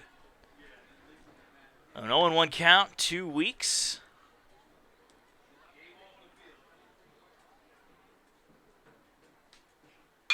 And he hits live. There's a base hit into right field. That time he meant to do it. That went on purpose.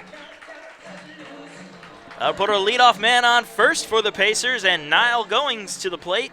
1 for 2 with a single and a run scored. 34, Niall Boyd.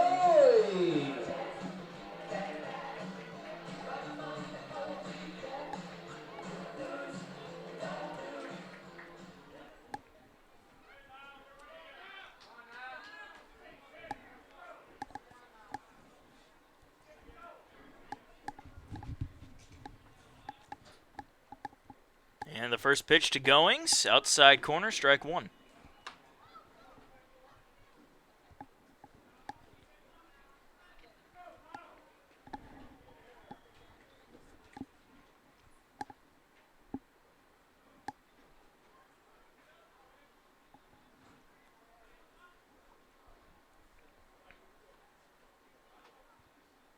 And the 0-1. Goings hits a pop-up into right center field, and that will be caught for the first out. That was well hit. Maybe on a windier day that one would have carried, but not to be today. That brings up Tyler Ammerman, a pair of walks today. Ammerman also has 1 run scored.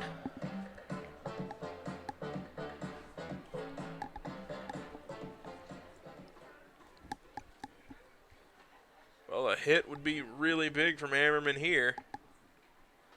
Yeah, any type of contact that will result in bases would certainly be welcome for the Pacers.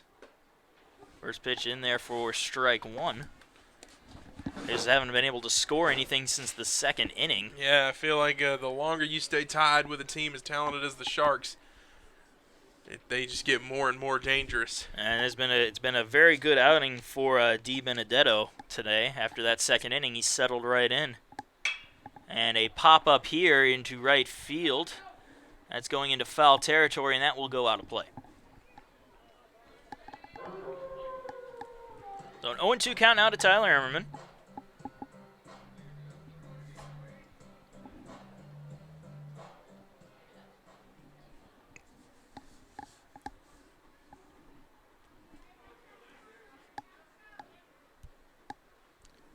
That hit here from Ammerman would be too sweet for the Pacers.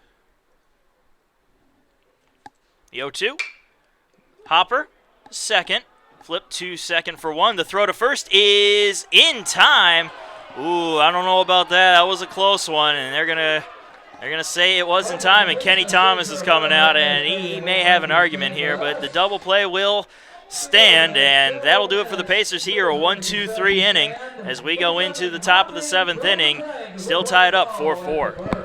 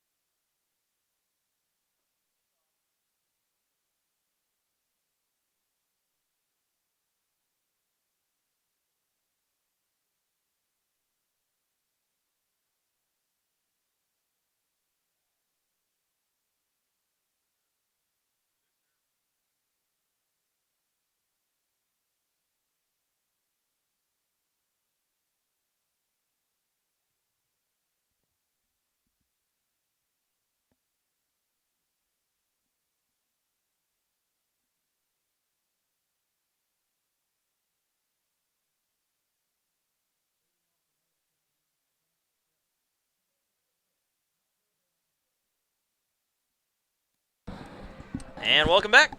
We are going to the top of the 7th inning, still tied up at 4 runs apiece. Michael Hernandez will lead things off, 1 for 2 with a 2-run home run to his credit.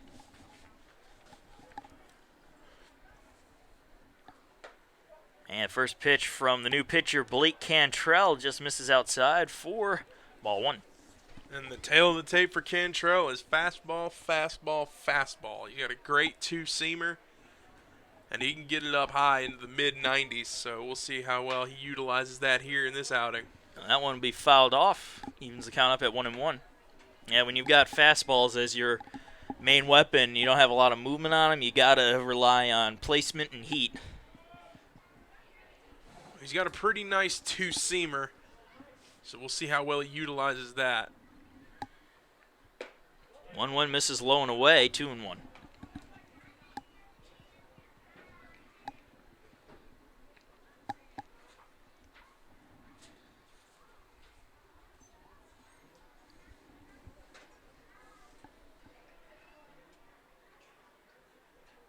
Swing and a miss. Pulled a little bit off of that one.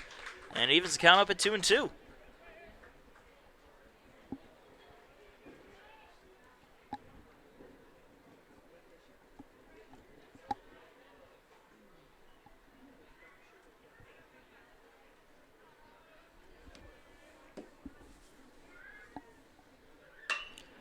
That's a fly ball into left field. Price coming over and making the catch for the first out.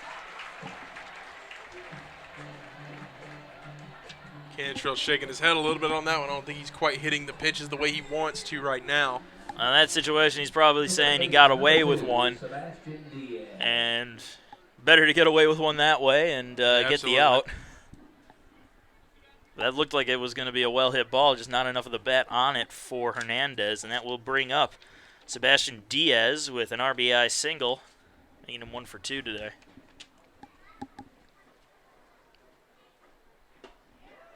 First pitch missing for ball 1.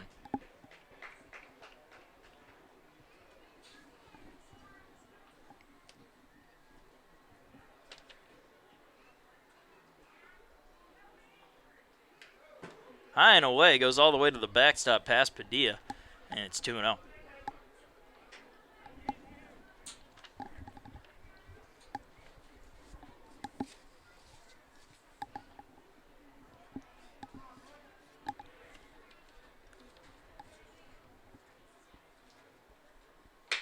That's a high fly ball into deep center field. Bonilla chasing back after it, coming over and making the catch near the warning track for the second out. That's 2 in a row that were well hit but stayed within the confines of Roberto Hernandez. Well, you know what they say, the faster you throw it, the farther it's going to go if they get to it. Yeah, and that's always the danger with fastball pitchers, but right now he's avoided two batters, and he has one more to go as we get to the leadoff man, Giancarlo Cintron Torres.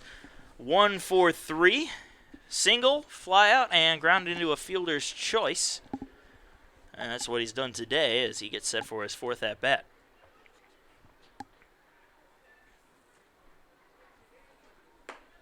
Misses low and away for ball 1.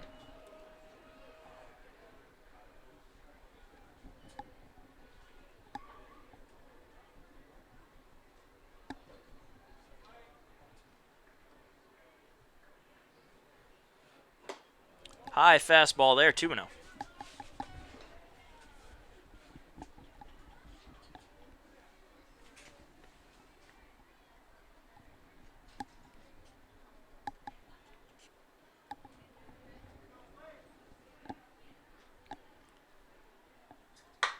That one's lined into left field. That'll be a base hit. Prince Price coming over and backhanding it. Has trouble fielding it, and that's going to be a double for Giancarlo Cintron Torres. And now the Sharks have a runner in scoring position with 2 outs here in the top of the 7th. And that's dangerous with guys like Wood and Vasquez coming up. Woods is 1 for 3 today with a solo home run. In a bit of a dangerous situation. Pacers haven't been able to get a lot of production today. The only production they've had is in the bottom of the 2nd inning. So if a run scores here, that could be very costly if you're USC Aiken. It certainly can. Pitching has been a very strong point for the Sharks today.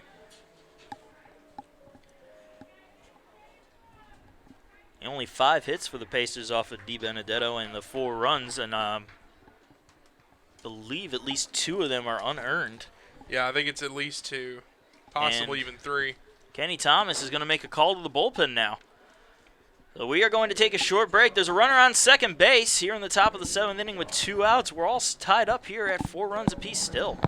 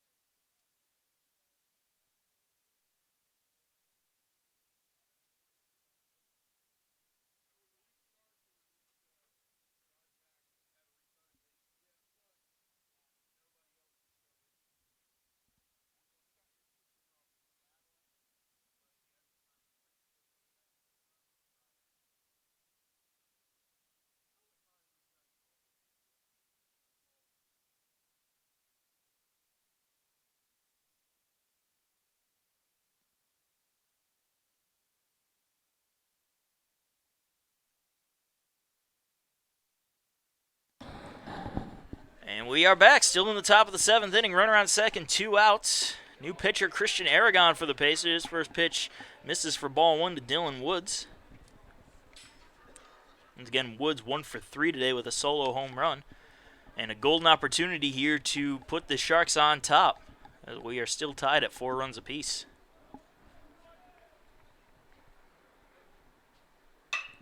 That is a fly ball into right field. Goings makes the catch to end the threat and the inning as we go into the bottom of the 7th, still tied up at 4 runs apiece.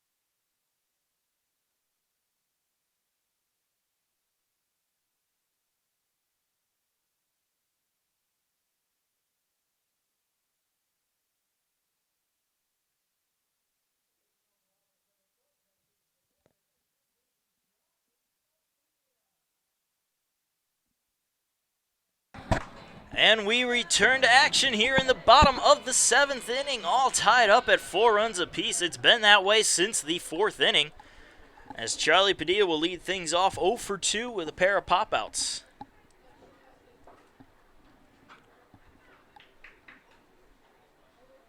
Check swing, fouls it off for strike 1.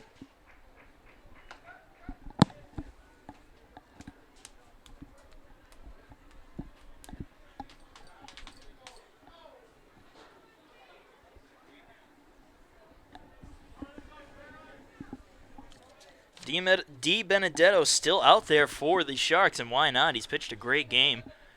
And Padilla hits a line drive into center field, and that will be a base hit, and the Pacers have the leadoff man on once again.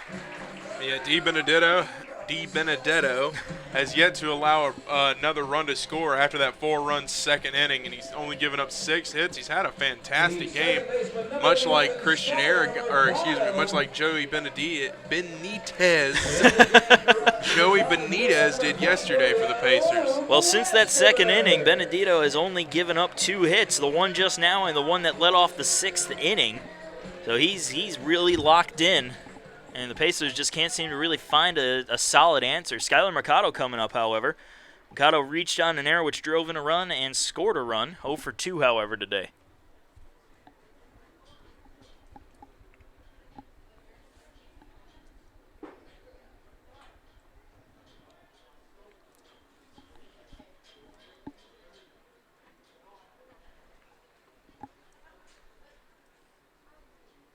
And Mercado shows bunt, pulls it back as the ball was outside, and it'll be 1-0.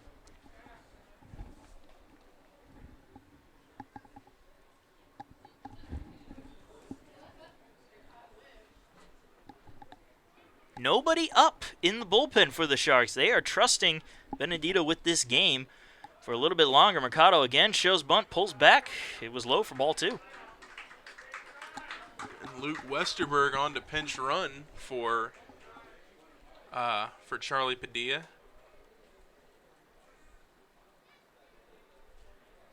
I can imagine that means we'll see Connor Durden likely taking over the catching spot. That's a safe bet. Also possibly Brian Pereira. Again, Mercado bunts, pulls it back, but it's in there for a strike anyway, 2-1. It is possible we will see that happen. Kenny Thomas likes to change things up late in the game, and it is late in the game, bottom of the 7th inning.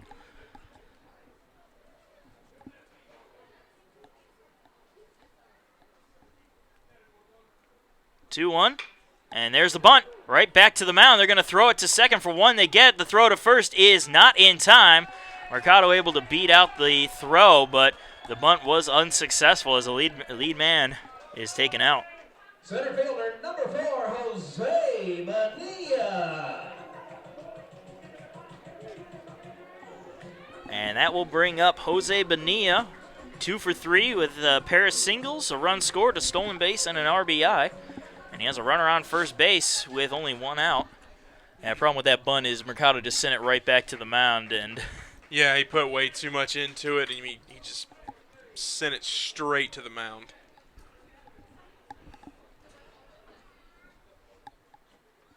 Bonilla, a good contact hitter, looking to get on base here, advance the runner. And he shows a bunt as well. Pulls it back as the ball was low for ball 1. Not too surprising, and Bonilla has speed. Mercado has speed. So why not try a bunt and possibly get on base?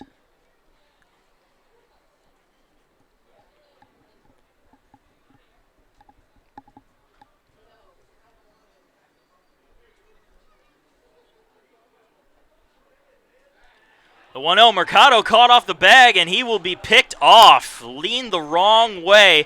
And a big mistake from Skylar Mercado puts 2 outs and nobody on for the Pacers here in the 7th. That's just terrible. Not a good ending for Skylar Mercado. And Mercado not having the sharpest day today offensively. Yeah, he bunted that one straight back to the mound, and then got caught sleeping off of first base. Just a real bummer for Skylar Mercado in that inning. So now nobody on and 2 outs for Jose Bonilla. Pitch outside for a ball, 2-0.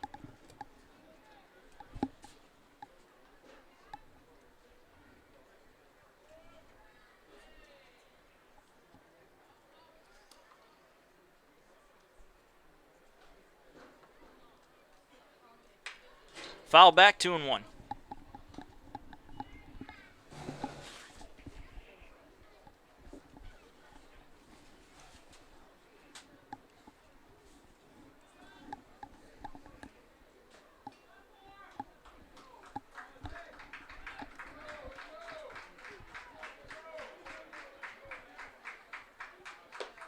And the 2-1 misses outside, 3-1.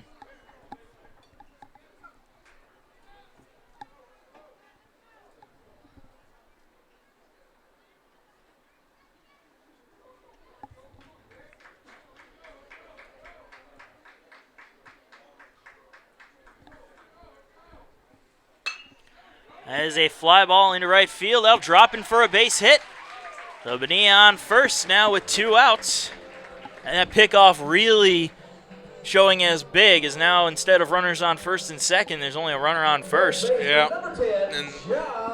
And 2 outs as well for John Banks. Yeah. And as we mentioned, just a real bummer that happened. I mean, it just a couple of costly mistakes for the Pacers this inning, but it's not over, and we still may get a run across. And the Pacers have not had a runner reach second base since the 4th inning. Hammerman, who walked and made it over to second. So, Pacers really got to try to get somebody in scoring position. Bonilla is the guy that you can rely on. And a check throw over to first. Bonilla reads it well and shuffles back to the bag. He nearly got caught himself there. And again, when you have a lefty on the mound, that pickoff move becomes a lot harder to read.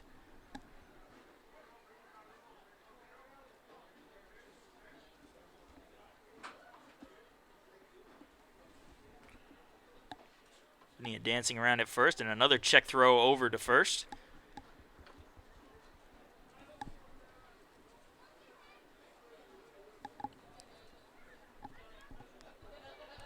Banks 1 for 3 today with a single and a couple of RBIs.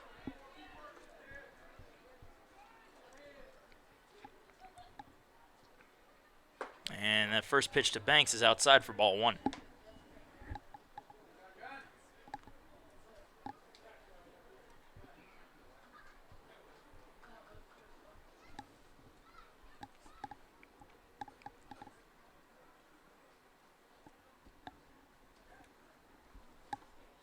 One 0 misses inside, 2-0.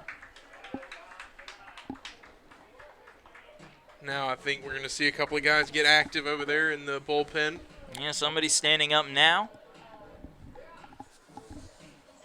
Looks like it might be Thomas Barberi. Might be him up there stretching in the pen.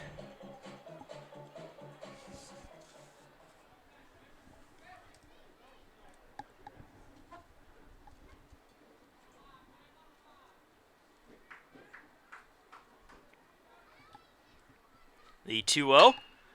Fly ball into center field. Not quite enough on it, and that one will be caught by Suarez for the 3rd out. So once again, the Pacers get the leadoff man aboard, but are unable to do anything as we go into the top of the 8th inning, still tied 4-4.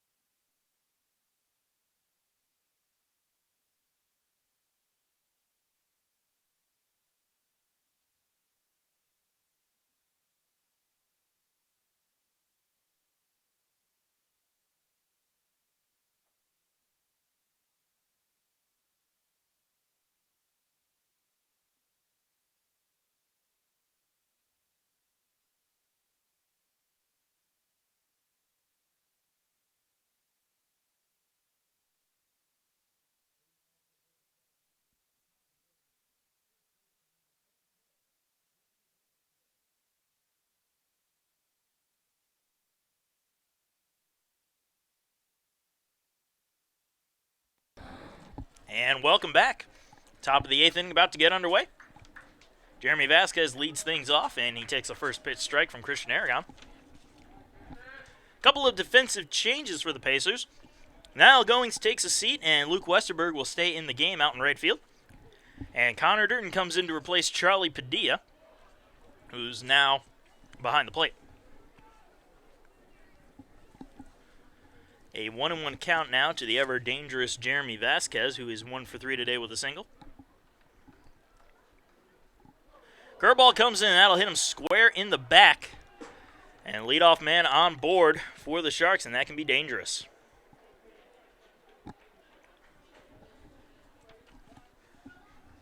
Left fielder, number 24, Brandon Gomez.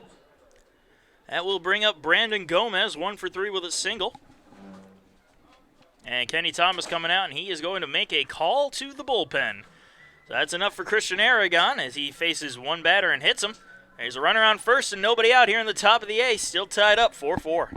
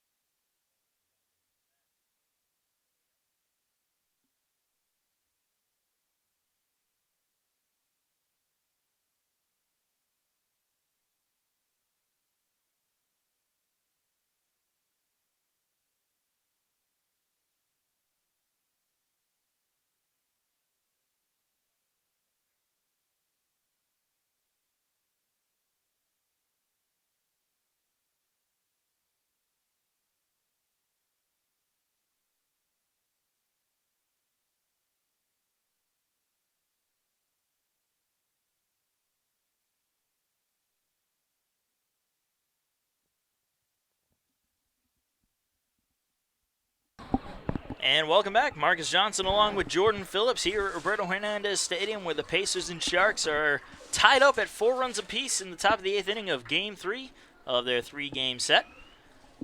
Jeremy Vasquez got hit by a pitch, and that was enough for Christian Aragon as Hunter Dolander takes over to face off against a bunting Brandon Gomez. The throw to first is in time, but the bunt is successful, and there's a runner on second with 1 out. Yeah, it looked for a second like that one might have stuck in the dirt, and Durden would have had a play on it, but rolled to the mound. Designated hitter, number 14, Jake Anchia. That brings up the DH, Jake Anchia, 0 for 3 today.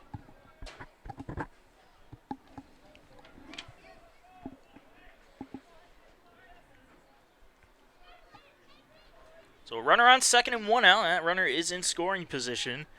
And every run at this point definitely will count, as we've been tied at 4 since the 4th.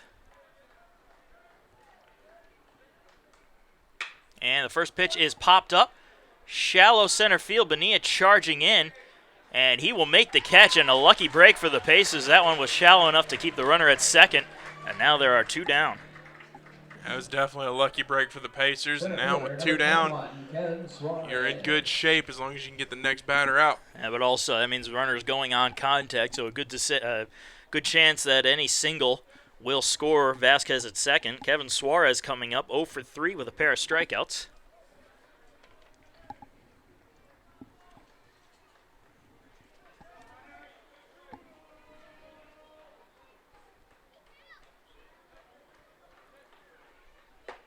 First pitch finds the strike zone, 0-1.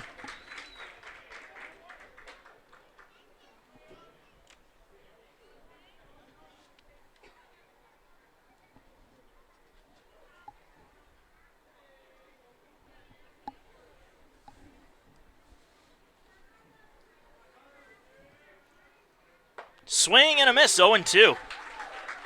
Good work. Looks like a sinker there.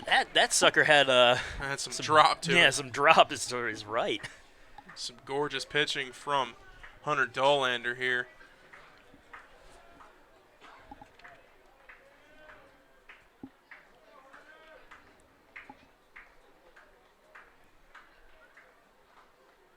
The 0-2. Right down the middle, and Dolander works himself out of the inning, leaving one stranded at second base and preserving the tie. We go into the bottom of the 8th, 4-4, still your score.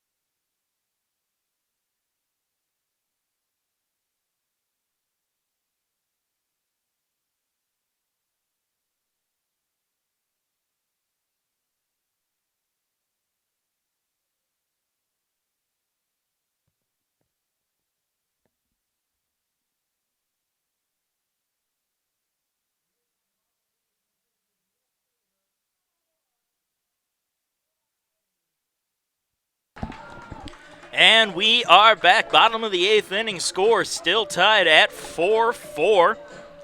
Mitchell Price coming up, and he's due. He's 0 for 3, but he is due. It worked for Tyler Ammerman a couple games ago. Why not? It certainly did. That big solo shot from Tyler Ammerman. I believe that was last game. No, it was the game for game 1 of the series. Was that Friday? Yeah. Last game, we didn't really need anybody to be due. It was 11-3. That is true. So Price digs in, 0 for 3 today. Check swing. He did not go around. And it'll be ball 1. DiBenedetto still out there for the Sharks. And again, why not? He's pitching well. Ooh, that one just missing a bit high. Thought that would be a strike for sure, but it's 2-0. Yeah, DiBenedetto has been pitching phenomenally.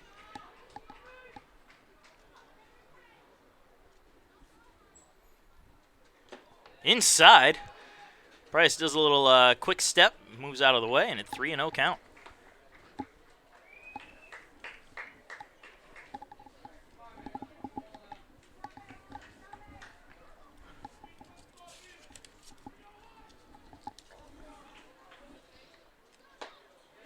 That went in there for a strike. Price really didn't even think about swinging at it. 3-1.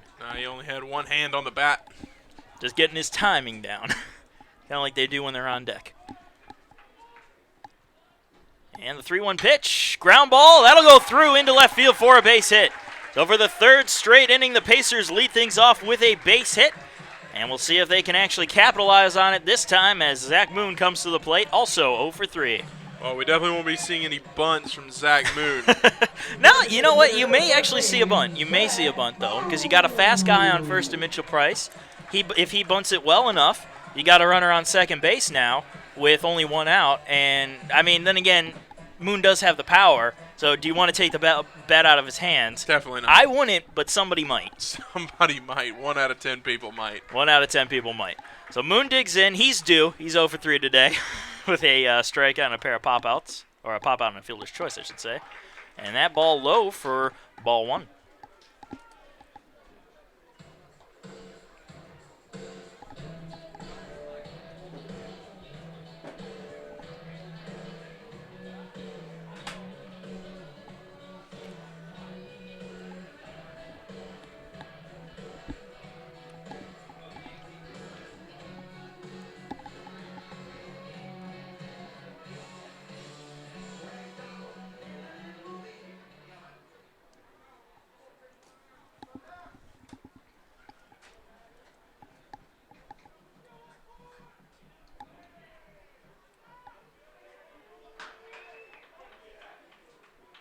And the 1-0 to Zach Moon.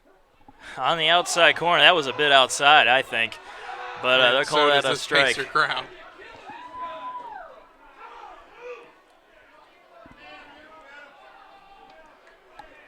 So count even at 1-1 on Zach Moon.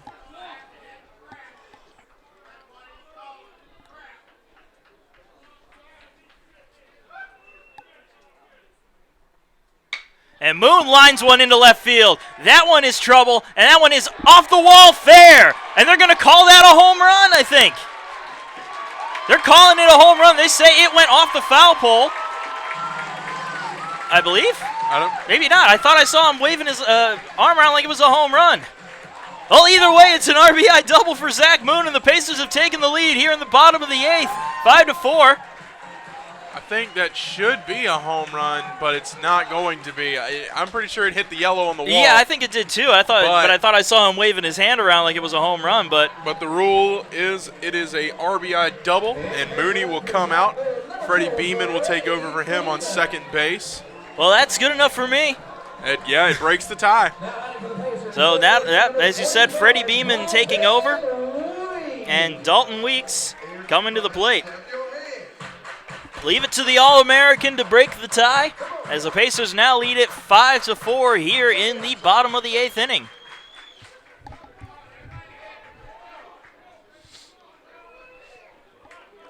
Now a runner on second and nobody out for Dalton Weeks, who singled his last time up. Pitch inside corner for strike 1. And now there's no problem with piling on. Get those insurance runs across the plate. And the Pacers, you need it against the Sharks. You need insurance, as much insurance as you can get.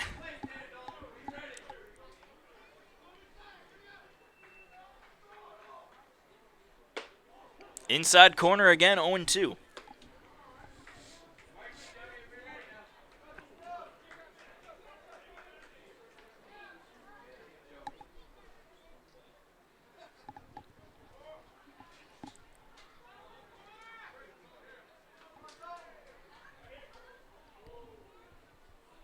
The 0-2 count now to Dalton Weeks with a runner on second and nobody out. One run is already scored here in the bottom of the 8th as the Pacers retake the lead 5-4. That's a hopper to short. They're only going to have one play. The throw to first is in time, but the runner advances to third, so Beeman sitting on third base with one out. And that'll bring up Connor Durden batting in the spot of Niall Goings.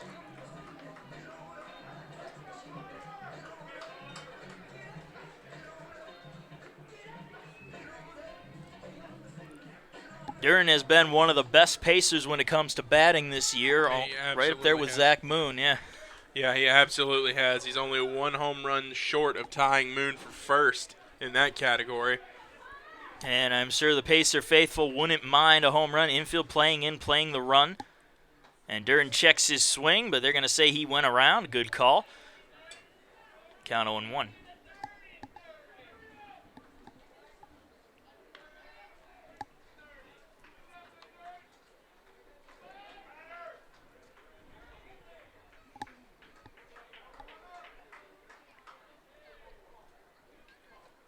The 0-1. Slow grounder. Diving grab by Cooks. He throws it to first, and it is in time Again, I'm not so sure about that. I think he beat it out, but we'll go with the call on the field. Good job out there by Woods. I'm sorry I said Cooks. I don't know why I said Cooks, but it was Dylan Woods who made an excellent diving stop, reaching behind him to get the ball and making the play. And he just barely did make that play over at first.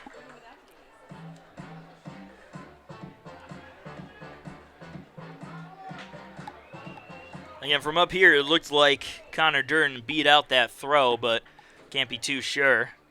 That'll bring up Tyler Ammerman. 0 for 1 with a pair of walks.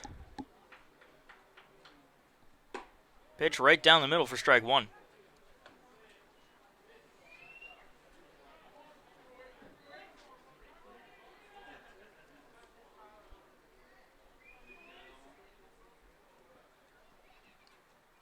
Swing and a miss. Slider there. Tied up Ammerman, 0-2.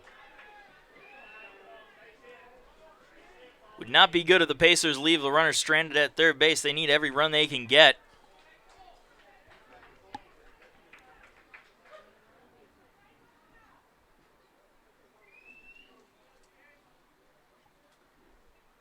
And Ammerman just catches a piece of that to stay alive.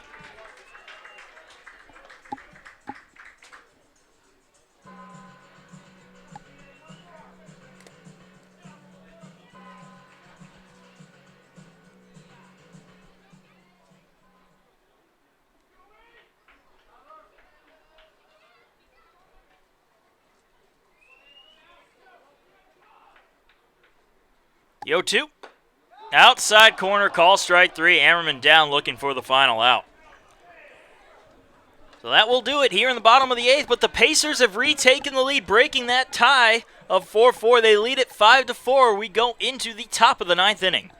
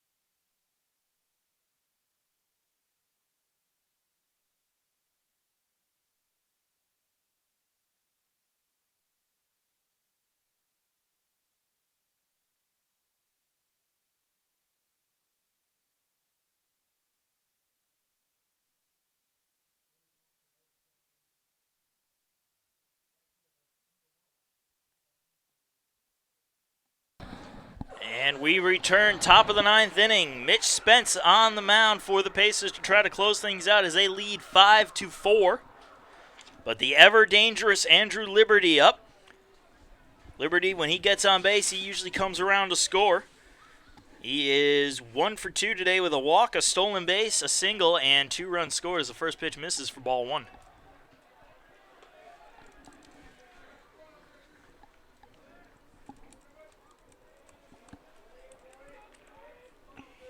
Spence coming into this game with a 3.12 ERA.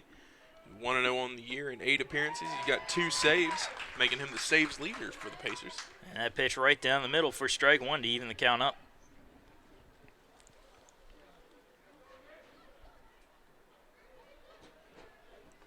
And the 1-1.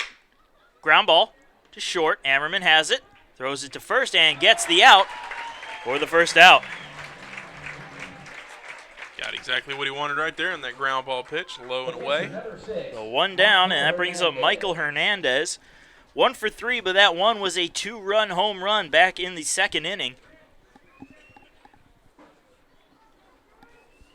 So a big out here for Michael Hernandez, on Michael Hernandez if they can get him out. And Spence deals. Popped up, center field. Bonilla has a read on it. And he will make the catch for the second out. So a really quick 2 outs for Mitch Spence. And that will bring up Sebastian Diaz, 1 for 3 as well with an RBI single back in the 4th inning. Third baseman, number 2, Sebastian Diaz.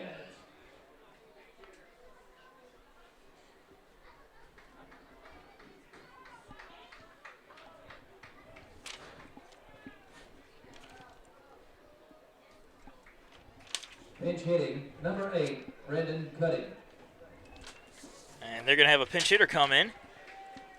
Brendan Cutting will pinch hit for Sebastian Diaz.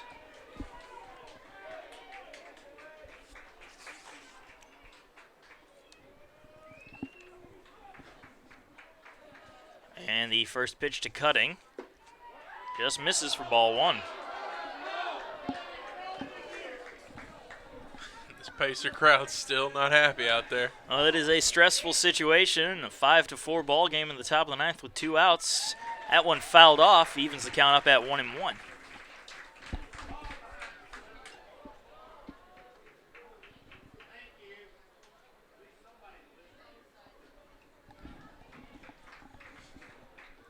So 1-1 count to Cutting.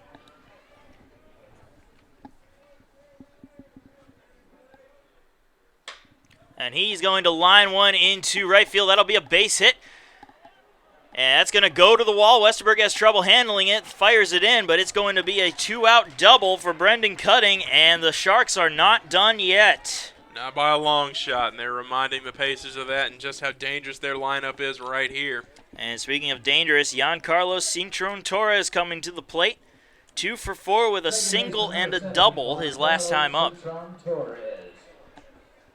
And a pinch runner coming out.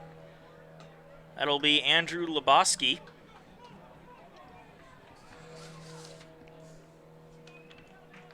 Pinch running, number 37, Andrew Lebowski. So a runner in scoring position for the Sharks. 2 outs. Runner on second base with Giancarlo Cintron-Torres, the top of the order, coming up.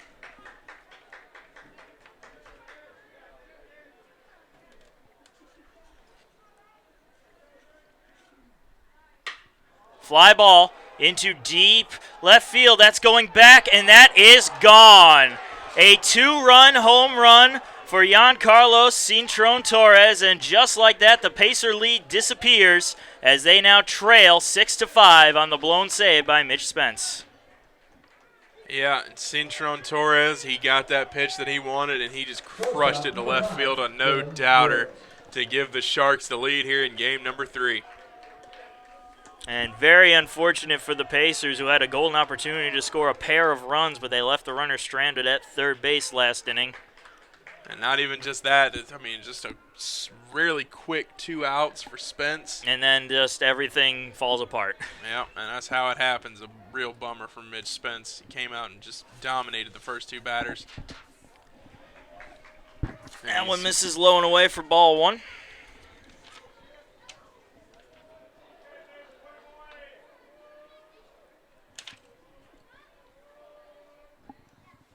Swing and a miss, 1-1.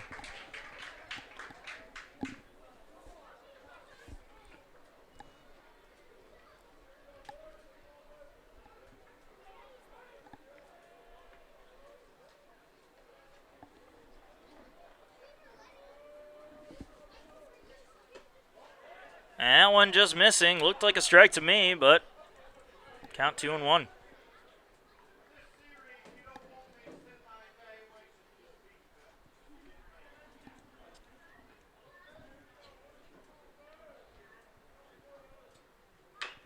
Foul ball, 2-2.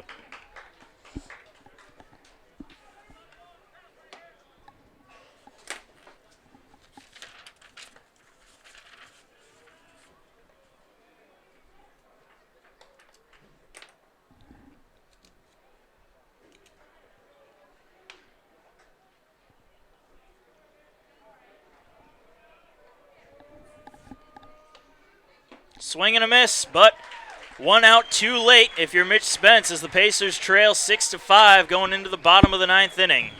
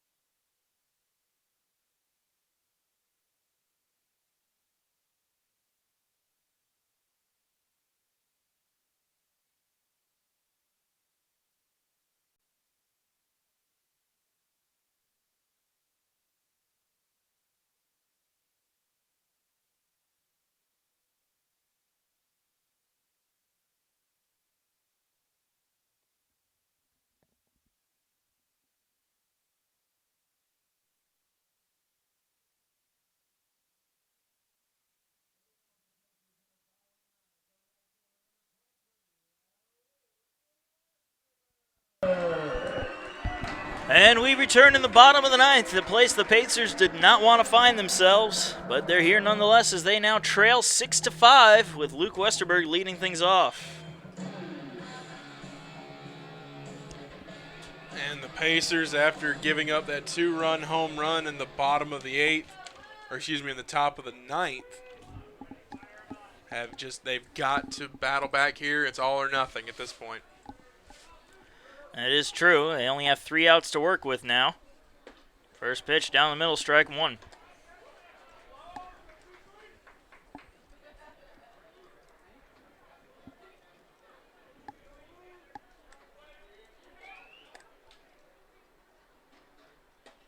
Outside for a ball, 1-1.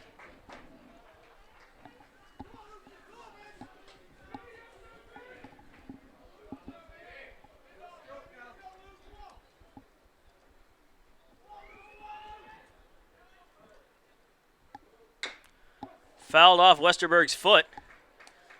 1-2.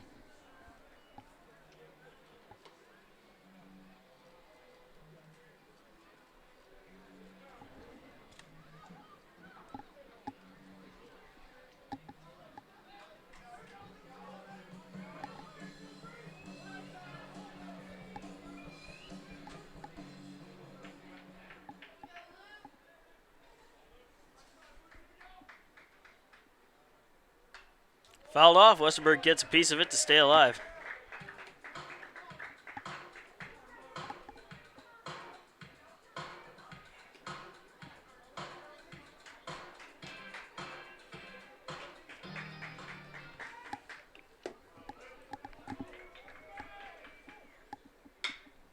Popped up into shallow right field, and that will be caught for the first out.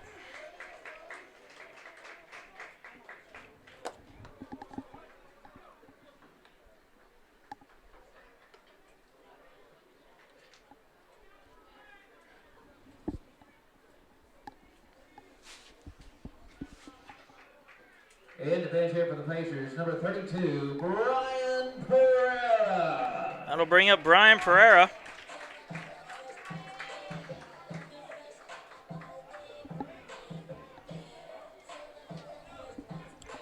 Pereira getting his first home run on the season last game. One of those would be very clutch right now. Indeed it would be, as the Pacers trail by 1 run. 6-5 the score. Pereira has the power to do it, and that would be very clutch right now.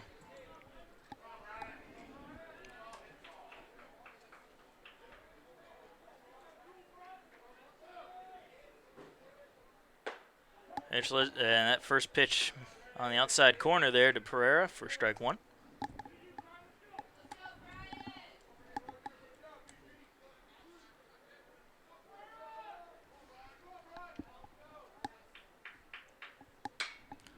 Popped up, foul territory, out of play, 0-2.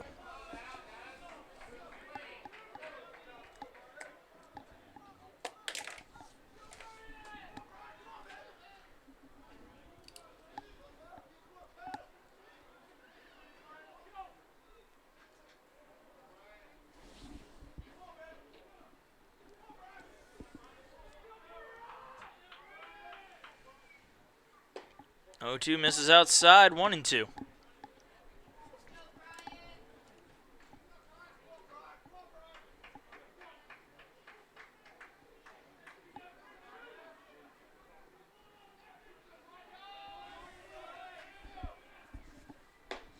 This is outside, 2-2.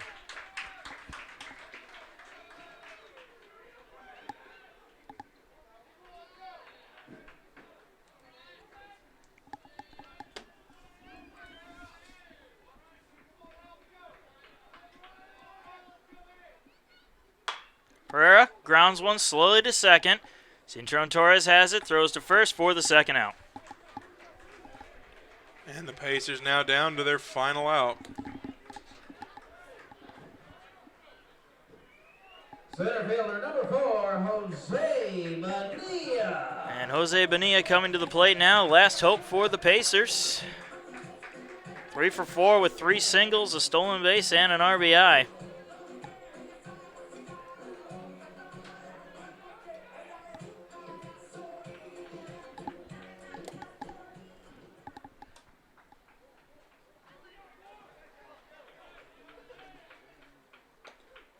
That pitch missing way outside, 1-0.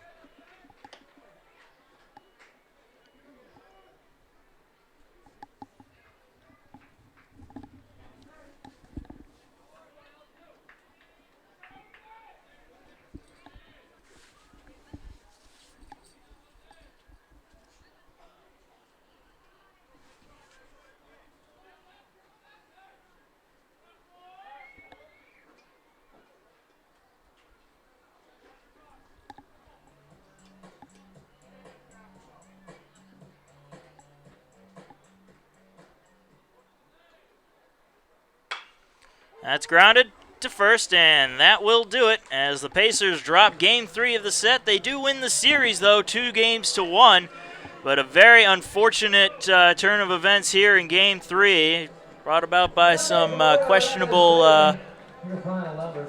situations out there, I guess I'll just say. Yeah, but at the end of the day, the Pacers have won a series against the #1 team in the nation. Can't really be too upset with a one loss in a 3-game series. Well, we're all done here at Roberto Hernandez. Final score 6-5. I'm Marcus Johnson, and for Jordan Phillips, thank you for joining us, and have a good one.